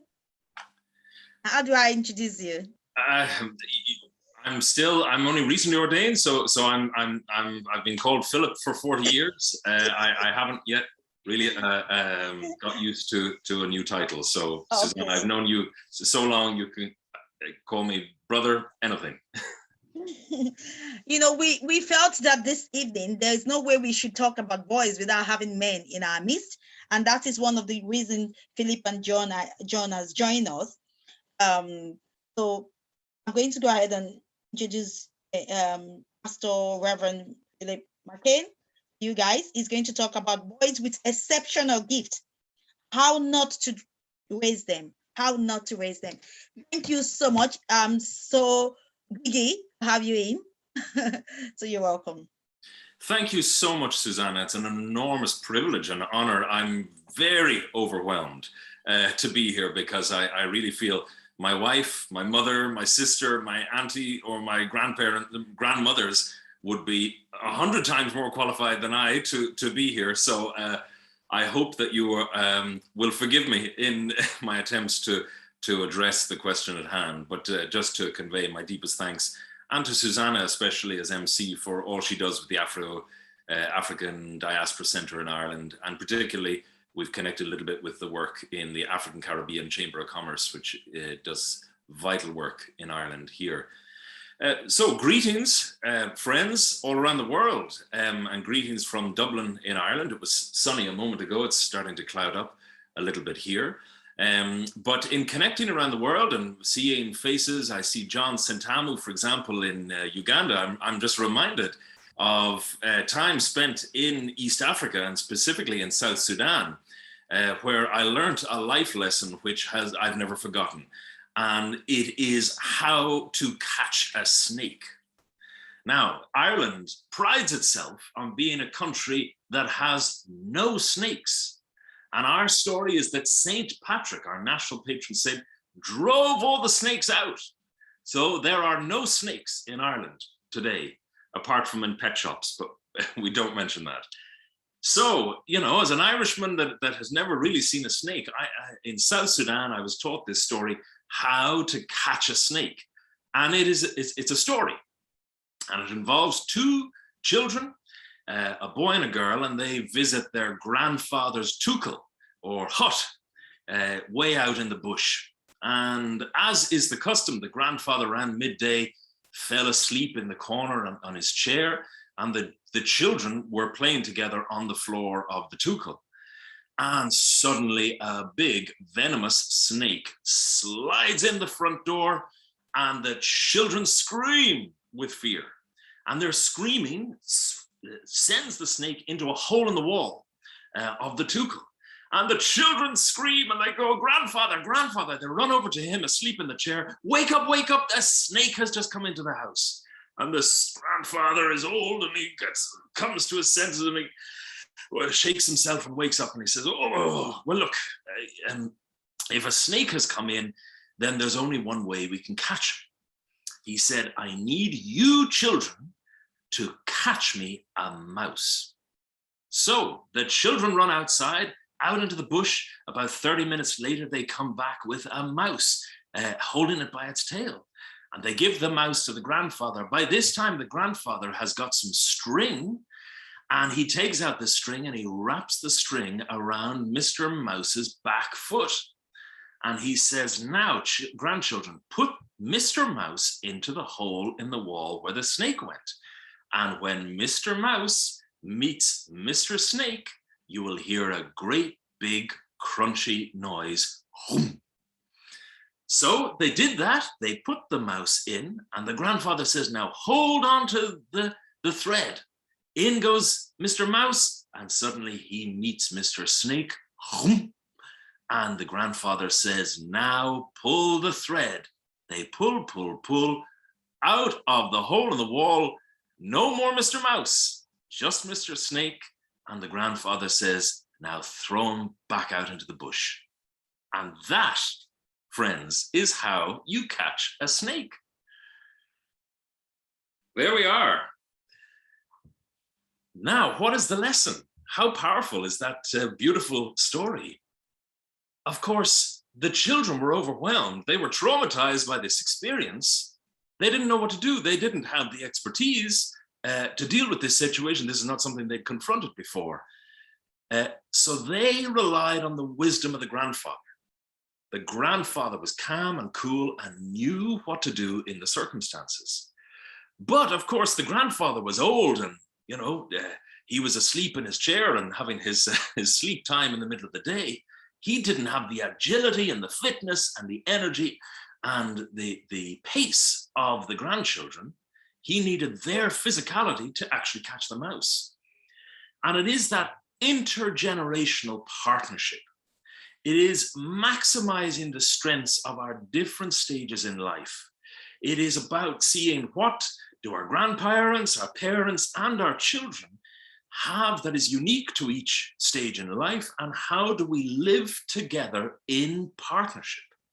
How do we draw the potential of each of us and use it in life to complement one another? Now, as Susanna has said that I'm an ordained pastor, so I hope you will forgive me for drawing on a proverb. And this is a proverb which is in very popular use in popular culture. You hear it in lots and lots of different contexts, but it has a biblical origin. And I think it's helpful actually to go back to where it came from, because I think it gives a whole new meaning to how it's been understood. And the proverb is this: "Spare the rod, spoil the child." Hands up if anyone's heard that proverb before. Spare the rod, spoil the child. Okay, that, to my mind, is one of the most misused, misunderstood, harmful, and dangerously applied proverbs that there is around. because it has been used terribly to justify corporal punishment. It has been used to justify violence. It has been used to justify fear. It has been used, hi, John's son, how are you? Oliotia. Jendi Sebo. So it has been used to justify violence, to justify traumatizing children. You hear it in educational context, you hear it in parenting context, and it's used as this kind of justification. Spare the rod and spoil the child. But can I say it is a complete misreading, a complete misuse of actually a beautiful, beautiful concept. And the reason is because there are some words in the original language that this was said, which is in Hebrews, Proverbs chapter 13. The word, the actual verse says, whoever spares the rod, withholds the rod, hates their children, but the one who loves their children is careful to discipline them. That's the actual verse in English. But English isn't the language this was written in. The language was Hebrew. It's an ancient. This is 3,000 years old. And what it actually says is, whoever spares the rod like the staff, like the stick, but actually the word there in Hebrew is shebet. And shebet has two meanings. It has a meaning, yes, of like a rod that you can think of Moses or a shepherd using with their sheep, but it's also the word for tribe and family. So wherever you see shebet, it means tribe, family, or it means a rod and a stick. So it's connecting together heritage, identity, belonging, past, present, future. So now read it again with me. Whoever spares the rod or the tribe, whoever spares the tribe spoils the children. And suddenly we have a totally different meaning to what we're talking about. But actually rod being something of stability and security and direction and guidance and showing you where to go, but in the context of where we've come from. And tribe meaning all the richness of who you are and where you come from, particularly in the context of family, particularly in the context of the DNA that is inbuilt into your genome, inbuilt into your physical body. So who we are and where we have come from. So what the proverb is really saying is, if you withhold or spare or do not introduce your child, enrich your child with a full and rich understanding of who they are and where they've come from, then they are shortchanged. Then there's something missing. Now, of course, all family, all tribes are complicated. There's lots of different dynamics within lots of different families in lots of different ways. But actually, I think this proverb gives us a whole richer, fuller way of trying to understand this. So first big word is shebet, which is both a rod or a tribe. So a rod that comforts, a rod that encourages, but also a tribe that much fuller, richer. And then the second word is, in that proverb, is those who love their children are careful to discipline them. Again, that has been understood violently and abusively, and that is terrible, because actually, again, the word discipline is musar, which really is much more richly understood as to nurture, or to guide, or to instruct, or to mentor. So it's a complete misunderstanding if that has any kind of violent consequences, and the enormous, immense damage, horrific damage that can cause.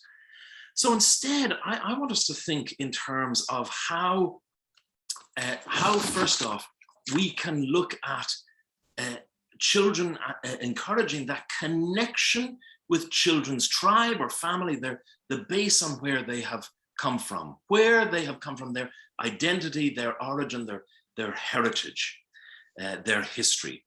And understanding, I mean, that's a lifelong quest of trying to understand where we have come from. But that's so vital if we're to understand where we are today or where we are going. And I mean, we've touched on cross-cultural identities, intercultural identity, moving nation and different language groups and so on. But actually all that becomes vitally important Where do I come from and how do I understand my place in the world? But within that starting point of the centrality of family, centrality of tribe, centrality of community is connection, because that's our primary point. How do we have that heart-to-heart connection with children within that context? And it was interesting to hear earlier a little bit of reference to breastfeeding. And John made reference to the importance of breastfeeding. Interesting, this is again, my theology just getting interested in this. There is thinking to say that the first kind of conceptual likeness to understanding God or understanding the transcendent begins when a child looks up in the context of breastfeeding and sees their mother's eyes. This is, great theologians have kind of debated this through the ages, because it's one of the most protective, trusting, loving positions we can ever be in our human space, looking up in the enormous protection and comfort and adoring love of our mother in the context of breastfeeding. Indeed, the word El Shaddai, Hebrew word, means the breasted one. It's a concept of breastfeeding that is even applied to God. It's a beautiful context. That's just a little theological aside. But that connection between the mother and the son. Susanna, you need me to wrap up. Yeah, just for me. Perfect. Well, let me just conclude then, because this is a challenge, I think, particularly in the Western world, because there's a huge emphasis on the individual in the Western world. Children are exposed to superheroes that have all their own individual strengths. But actually, the reality of life is we can't make it on our own. We are highly relational creatures. We live within the context, not just of our nuclear family, but we rely upon our grandparents and our aunties and our uncles. And like the children in the bush catching the snake, we are so reliant. We do not have all the answers on our own. We are communitarian people. A beautiful concept in Zulu, Ubuntu. I am who I am because you are who you are. Or the Zimbabwean proverb, it takes a village to raise a child. So all of that understanding, I mean, I'm only just about getting now to what I was asked to talk about. Exceptional gifts, any kind of children, how we place it within a much wider framework, certainly in the Western world, than is the common practice. So rather than just about building up the individual, it's actually seeing that wider scope of what are the resources, what gives that strength, what are those connections, how do they form a bond, how do they build that emotional intelligence, how do they feel safe and secure, those trusting relationships of connection and attachment. That is vital for any son, daughter, it's vital for any of us. We cannot make it on our own. Ubuntu, we are who we are because you are who you are. Finally, just a little resource. I was a chaplain in Dublin City University, and since 1993, there has been the Centre for Talented Youth in Ireland. And it gives you a lot more information on resources for exceptional gifts, children with exceptional gifts and boys with exceptional gifts. It's connected with the Centre for Talented Youth at the Johns Hopkins University. I was going to share a little bit about that, but that's maybe just a signpost if anyone would like to read a little bit more about that. But friends, now you know how to catch a snake, and hopefully there's a little bit of inspiration there in how we can also raise our children, support our children. If we withhold the tribe, if we withhold this vital resource in their life, then we are withholding something from their development. So let us share the love and the connections and the support as widely and as richly as possibly as we can. And maybe then we will be in a good position to raise our children. Thank you. Thank you so much. It's really, I'm sure, you brought life into us. Every one of us might have been feeling sleepy or tired, but you just brought life into us. One thing that I took from what you said when you talk about the rod, and I think a summary of what I feel is that it's about imparting knowledge that we have into our children. You have to transfer that knowledge, that skills, everything that is in us, our culture, we transfer it into our kids so that they can now embody it and then also do the same. And if we continue doing that, there's a lot that can be learned from that. There's another thing. I know there will be chance for you to really give us more insight into. We'll give everyone 1 minute later on to just give us just an evaluation of what they've spoken about today. Before you go, and before I have the next presenter who is going to talk on our panel, if you will be kind enough to put the link of the details of how we can get those content with relation to children with exceptional gifts, that would be fantastic to do that. Now, I'm still going to give anyone a chance if you have anything to say, a question, but very quick one for Philip to say something on. Very quick one, because we are going to have our next, Faith is going to be the next person talking. So do we have anyone that wants to ask anything? You can unmute yourself. Good evening. Go ahead, yeah. Good evening, Ma. Go ahead, Opayemi, go ahead. Kudos to the organizer of this wonderful program. I'm an admin officer for 4G Kings and Queen Community Impact Social Group. It's a proudly Facebook group. I just want to ask a question related to what Mr. John said, and Pastor Philip made mention of it too. Talking about breastfeeding.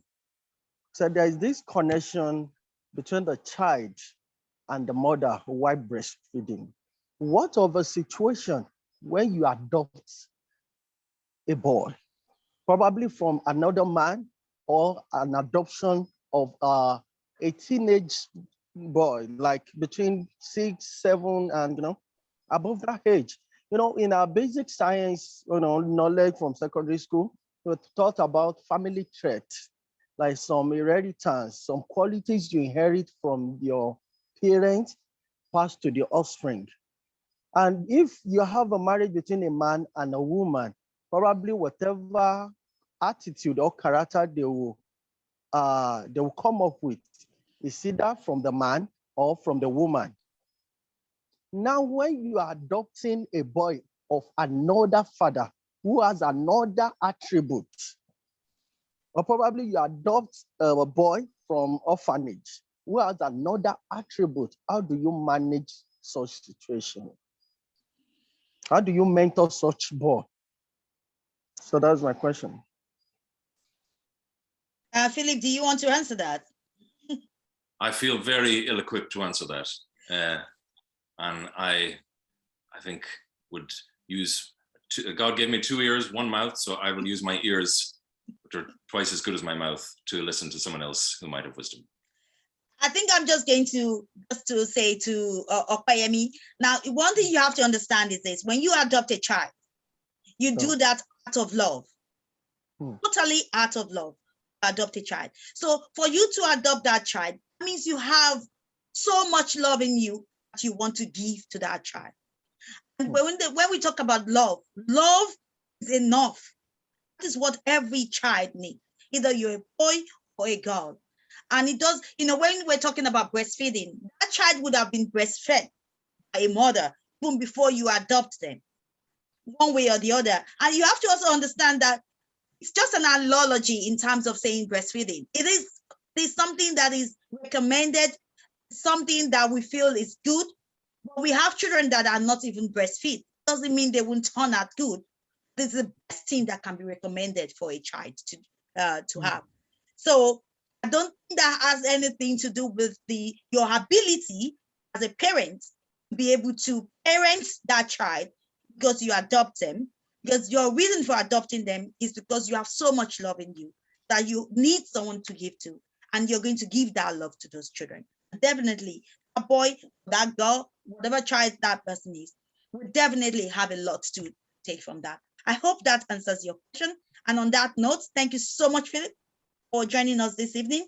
And I'm going to introduce us to Faith. Faith, are you ready? Yes, I am. Good. Thank you very much. Wow. Do I go ahead? I think just go ahead straight then, so that we don't take much of the time anymore. Thank you. Again, just to say thank you to Philip for joining us. Awesome. Introduce yourself. Yes, before I introduce myself, I've loved what Philip has talked about, and I am so passionate about generational impact. through the children, because that is what you get to see in the world. And I'm a believer that the family space is the main place of social order. So when we build our children, or when we code our children the right way, then we have families that are going to stand, and we have nations that are thriving. I like what Efemi has asked, and I just want to respond briefly, because he's asked about a child who's been adopted and how do you then love them? I'm looking at a child who's been adopted, and a mother is using a bottle to still feed that child. And there is a posture that this child has to take for them to be breastfed. And the mother needs to hold on the child. And that is already sharing love. And there is contact, there is eye contact, there is still communication between the mother and the child. Beyond that, there is the whole process of just cuddling the child, holding the child, feeling the child. And all this is part of communication to a young baby. When it comes to a young boy who is in the age of 7, 8, 9, it is always good to first understand what has brought them to where they are, what circumstances led to where they are. And by so doing, you're able to support this boy to come into terms with what happened in his life. Some of them are products of a lot of adverse child experiences. This could be maybe death. It could be maybe death of parents. It could be maybe loss of parents in any way, not necessarily death. And so it's important to first understand the background and then see how you're going to support these children. Some of these things might actually lead to a child having to go through counseling for them to be able to take care of, for them to be able to come into terms with what is happening in their lives. My name is Faith Nashipai. I am a counselor psychologist. I am also a boy-child advocate. I love boys, I love men. I advocate for the rights of men in gender equality. I do this under Thriving Families Kenya. This is an organization that is in Kenya, and therefore I bring you greetings from Kenya in East Africa. The last week I've been talking to boys. I'm also a mother of boys. I have 3 wonderful sons. My first son is 18, second born is 15, and third born is 13. And I thank God for the opportunity to be a mother to sons. The last 1 week, I've been doing some visits to some counties or some remote areas in our country, just trying to understand the needs of the boy, because we are coming up with a curriculum that is going to be training the boy child on certain issues, especially self-awareness, and trying to help him to become the best version of himself. Well, as we do this, we get to listen to the boys. And I listened to a lady who said that when the brother went through circumcision, their culture like pulled away the brother from the mother. And when the son came back, he had pneumonia. And because he had been told that boys do not speak about their problems, they die like men, or they stay like soldiers. And that brought a problem in his life, because he was not able to communicate anymore to his mother. And therefore, with that, the boy just ailed and ended up dying. Well, this is how much a mother means to the life of a son. When I was a young mother, and my firstborn was about 3 years, 2 to 3 years, I didn't know how to discipline my son except the narrative that my mother had built in me, and that was beating a child. At the same time, I was a young mother who was going through so many things. I was trying to stabilize a family. I was very new. I was only 21. I think by that time I was about 22, 23. And therefore I was having a lot of emotional issues. And one of the way of doing this was actually getting it on my son. So one morning my son did something and it really upset me. And I seriously beat him, and I beat him until he could not cry anymore. So from there, I decided I will not beat my children. I will never beat my children when I am angry. I will only discipline them when they understand why I am punishing, and we have already set what punishment is all about, and I am okay, and I am of good understanding, and my emotions are well balanced, that I'm not punishing them because I am trying to get anything out of myself. I'm saying this because mothers go through a lot of things in their lives, and they carry a lot of wounds. My topic today is on the wounds of a mother and how they affect the son. Well, the wounds of a mother can be inflicted from her childhood. It could be during when she was growing up, she grew up in an environment that had a lot of domestic violence. It could be when, and she was never able to reconcile why the father was beating the mother or why the mother was so rude to the father. And maybe because that is the only thing that she's seen, and especially in our current state where women are very rude to men in the families, and women are also fighting men in the families. I told you I talk a lot, I deal a lot with men, and therefore I get to hear about the gender-based violence from a man's perspective when they are victims. And therefore, when the girl grows up in this context, she doesn't have a better narrative of how to deal with the men around her space.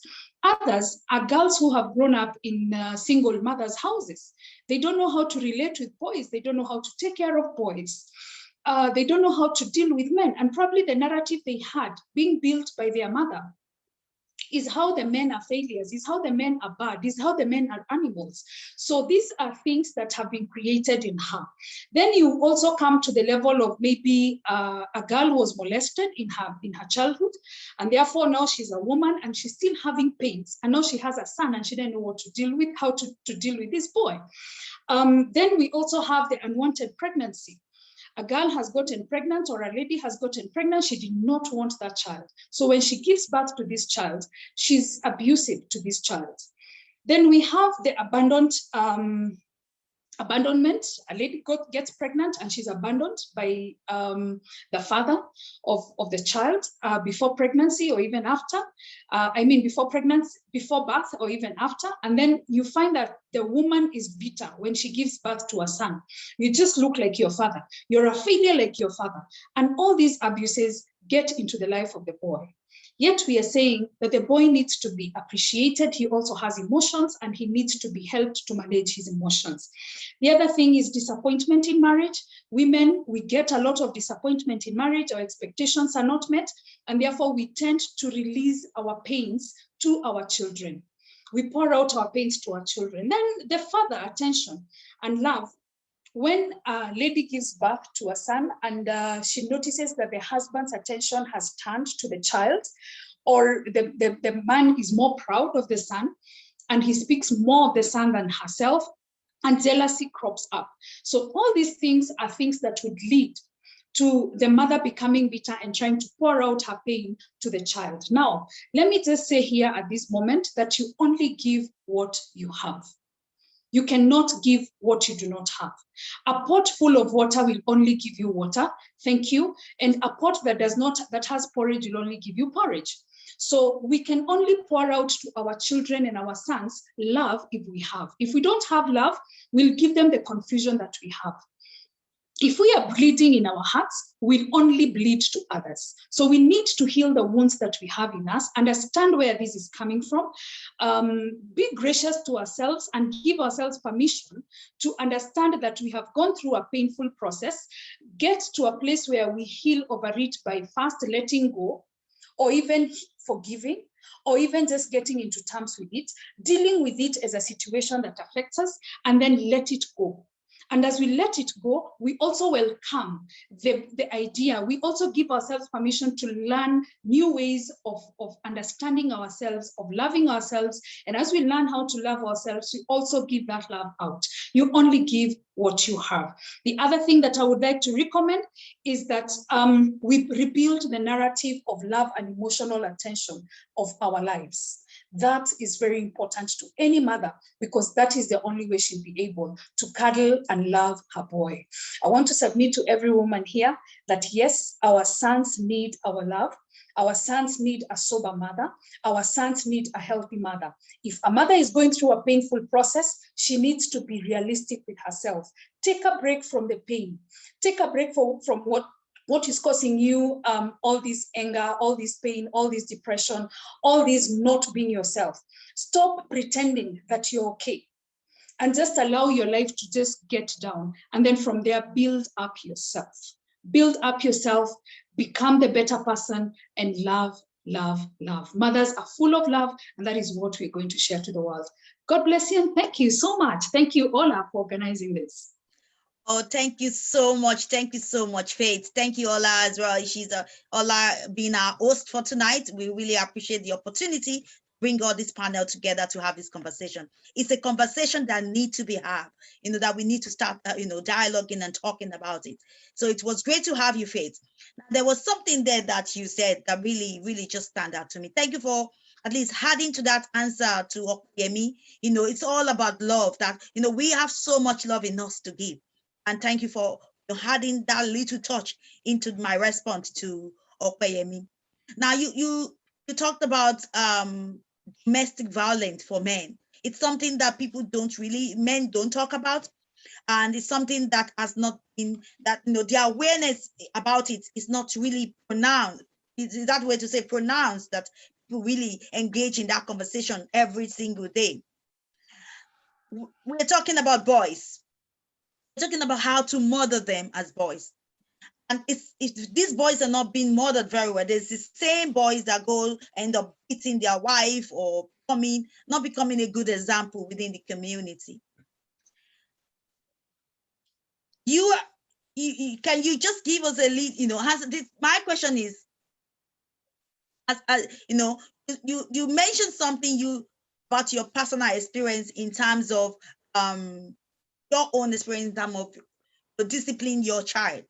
And I was so happy that Reverend Philip really actually addressed one of those verses in the Bible that gives, that has been used, just like you said, so in a total different way.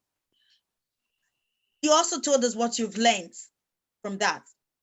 You want to just give a little bit more insight into how important it is for us as parents to control our emotion, so that we don't transfer our aggression or aggressiveness towards our own children. Now, if you remember the video that we played, she talked about how she transferred our own fears and our own instability towards our son. So you want to just give us more into why it is important, why it is really critically important for us today, we are living here, not to let our aggressiveness, our own failure as a mother go towards our child, or use our children as an instrument in terms of our relationship when it fails, or in terms of when things doesn't go well in our life. Thank you. Thank you for this opportunity.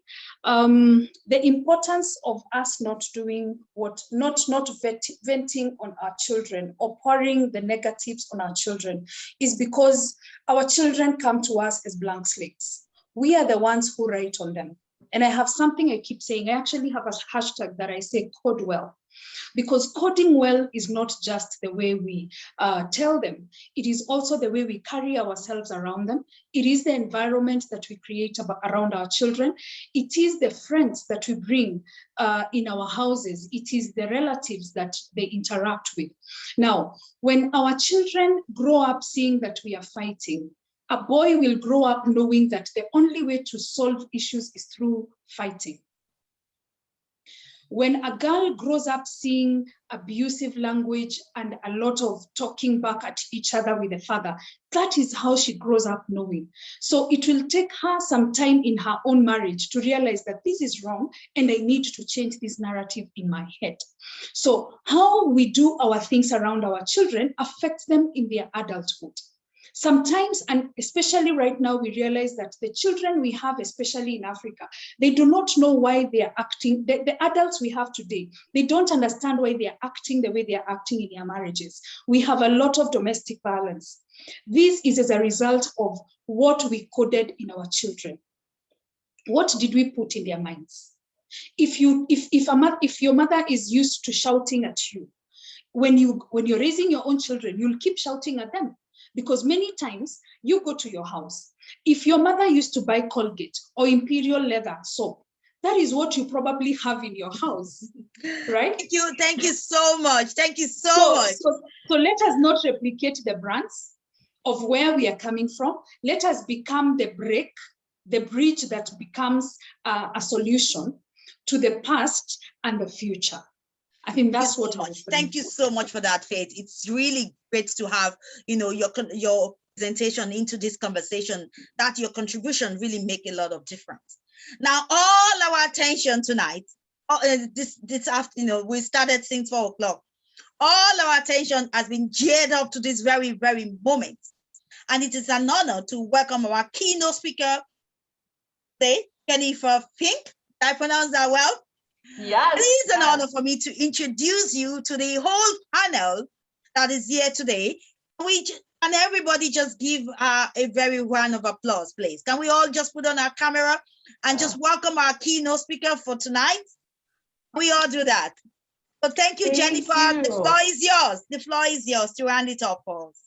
It is such an honor to be here with all of you. And it is amazing to me that I can sit at my desk in my home in the United States and be in communion with all of you around the world. This is a magical moment, and I am so glad that we are together for it. Mothers of boys are uniquely equipped to shape the future. Those of us here who are women, we know, and many of us have experienced the harms that result from men behaving badly. As women, we want desperately to raise good men, and we are cheering for the societal shifts that we see happening around us. We are cheering for these calls for men to treat women with respect. And we know, each of us here, that the world is changing and that the habits and behaviors that served our ancestors won't necessarily help our sons thrive in the modern digital economy. Certainly, the generations before us taught us many useful things. But as Faith was just saying, we can't necessarily mother as our mothers did. Some of what we experienced was not healthy or helpful. And even if we had fantastic mothers, fantastic fathers, grandmothers, aunties, and uncles, the world has changed. It is changing as we speak. Andrew Reiner, author of Better Boys, Better Men, recently wrote that for men to succeed in the classroom and in the workplace, a new toolkit is required. One that requires self-awareness, self-restraint, empathy, tolerance, collaboration, and strong communication skills. I'm going to repeat those one more time. Self-awareness, self-restraint, empathy, tolerance, collaboration, strong communication skills. I don't know about each of you, but my ancestors did not emphasize those skills. For all of my family's known history, most of my family's known history, we were poor farmers. The emphasis was on survival. So my ancestors focused on teaching their children practical skills, the skills that were necessary to survive. There wasn't a lot of room for feelings or emotions. It is now time for us to redefine our jobs as mothers and to refocus our efforts. Our mothering today must go beyond feeding and clothing our children, beyond taking them to school and making sure they get their homework done. One of our speakers previously mentioned academic thriving is not the key. We need children who can interact socially, who can become part of our world. We mothers must now help our children develop the interpersonal skills that they will need to interact with humans all around the planet. Now, in years past, many mothers were counseled to push their boys away as they got older, to step back and let men be boys' primary guides to adulthood. And don't get me wrong, men are extremely important to boys' development. And moms should absolutely encourage and support boys' relationships to their fathers, whether or not the mother and the father are in a relationship still. Moms should absolutely encourage and support boys' relationships with grandfathers, with uncles, and with other men in the community. But women need not step back. In fact, we need to step forward.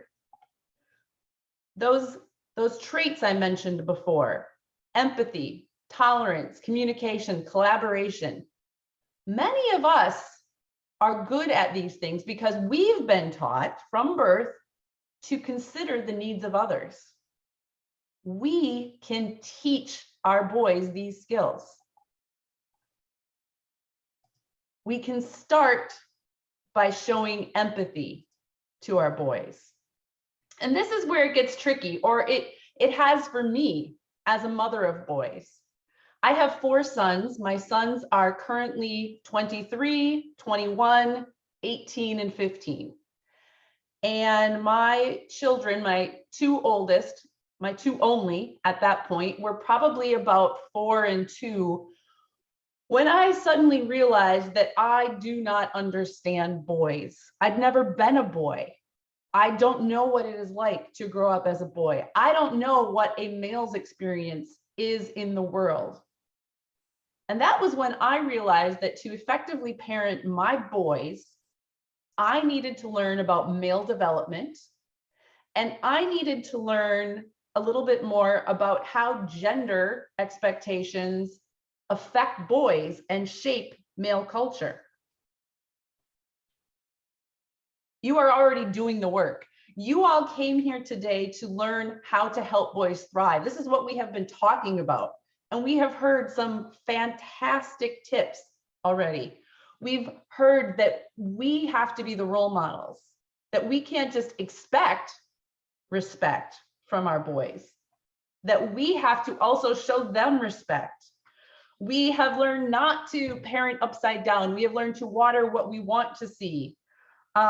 We have learned that connection with our boys is so important if we want them to come to us with their problems. What we have all done and what we are doing today is what moms of boys must do. If we are to help boys thrive, we must connect with other parents of boys. We must share strategies and solutions and our struggles. I mentioned that a little bit before. So many of us and others that we know are struggling with our sons. We may have boys who are failing in school, who refuse to go to school, who are getting in trouble with the law. And when we keep those issues secret for fear of bringing judgment or shame upon our families or ourselves, we miss out on crucial support and information. Reverend Philip, a little bit ago, he mentioned and reminded us of the importance of tribe and community. Our ancestors did not raise children alone. Raising the next generation was a communal effort. In years past, communities would naturally gather around campfires, and individuals from multiple families worked, hunted, farmed, and foraged together. We naturally had those intergenerational relationships. Today, many of us are far from family. Many of us are raising boys without the support of a community. We are trying to do something that is virtually impossible. We are trying to raise boys alone. That is perhaps the most ineffective, inefficient method of parenting. Sure, I can learn by trial and error. We can do that. But that means that a whole lot of us are going to be making the same mistakes. I would much rather learn from your mistakes.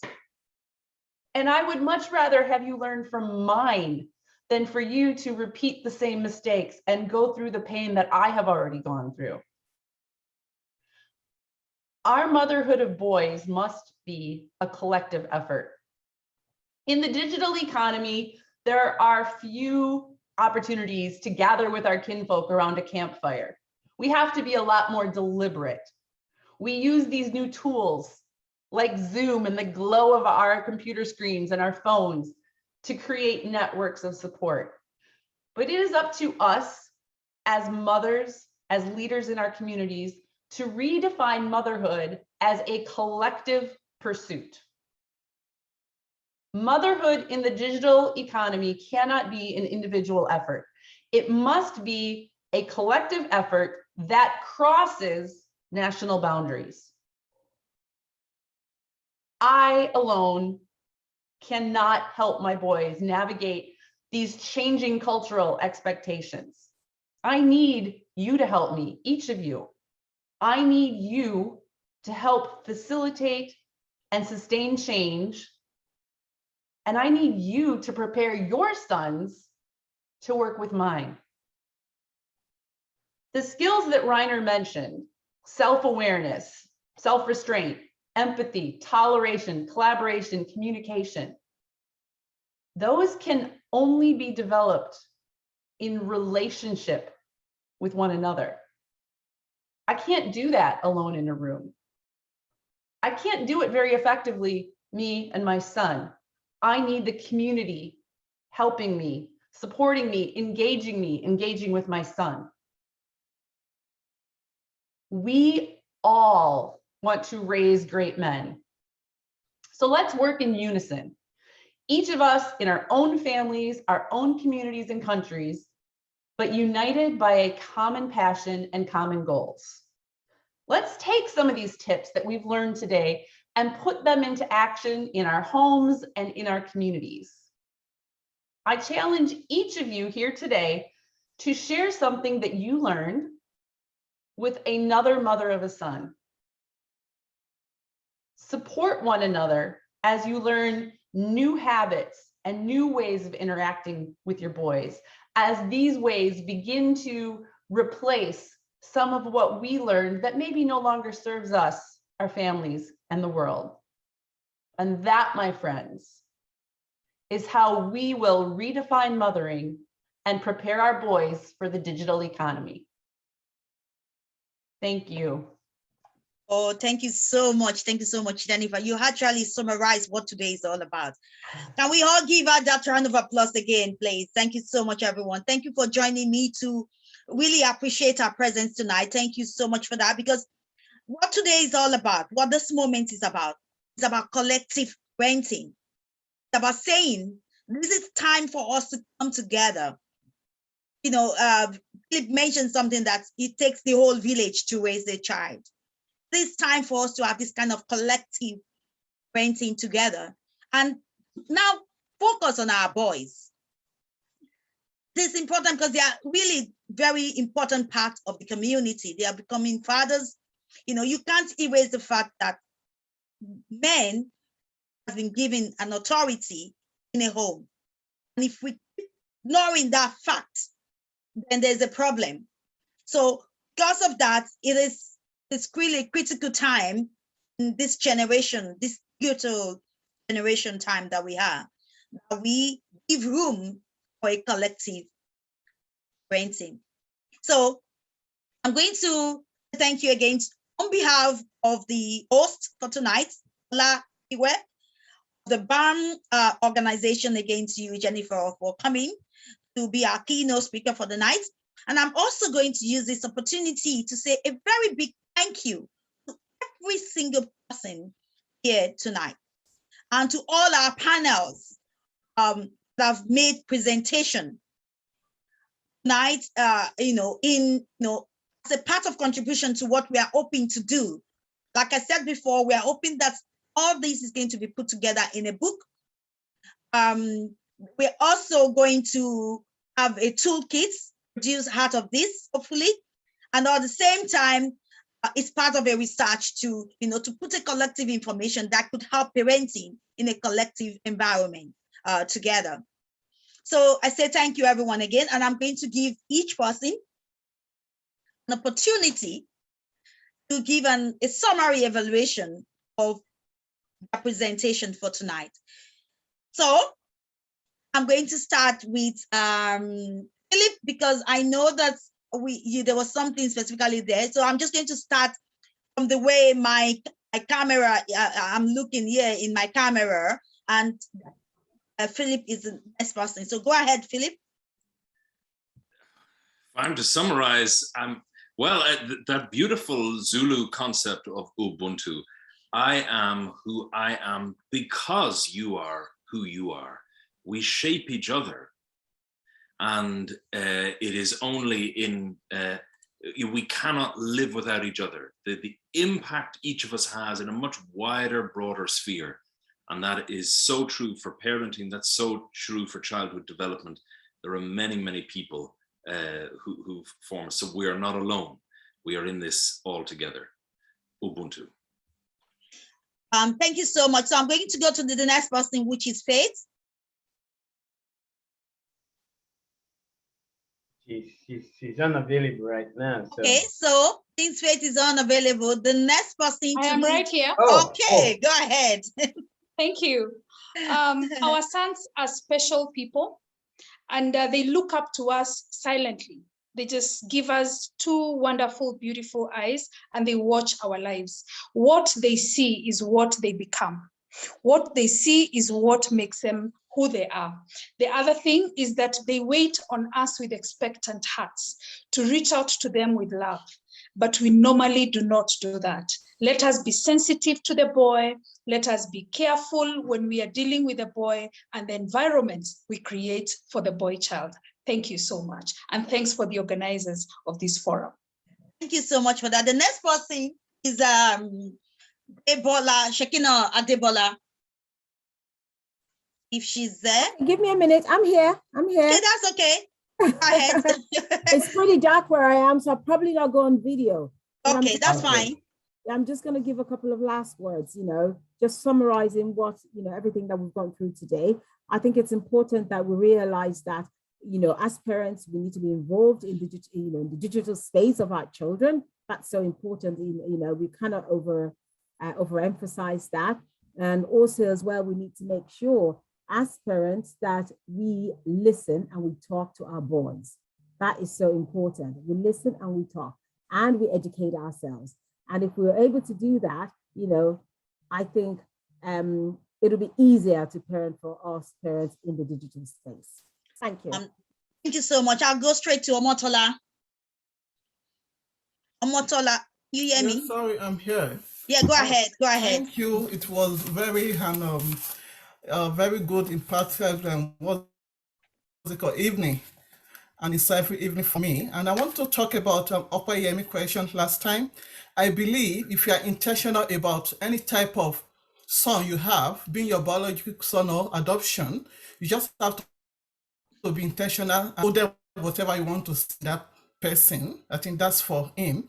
And in summation, I would say we cannot restrict our son digitally, but we can enable them by guiding them with collective effort, like Jennifer said, in community and interpersonal relation in the community. And lastly, we need to unlearn some things that we've learned from our culture of family and to relearn whatever needs to be done in order to impact positively to our sons. Thank you. Thank you very much. I'll go straight to Lillian. Hey, thank you everybody for having me this evening. I really enjoyed it. And I absolutely love being a mother of two sons. And I think my final thing would just be to say, to be your son's biggest supporter and fan, to really let him know that you are there for him, regardless of what's going on in his life and regardless of, the challenges that he may be having, that you are, as his mother, are his biggest supporter and fan. And also just to really focus on the outcome you desire with your relationship. So once again, water the flowers, not the weeds. Focus on what you want to grow in your relationship with your son, and give that the most energy in relationship. Thank you. Thank you so much for that. I'm going to give Nancy an opportunity to chip in something there. Nancy?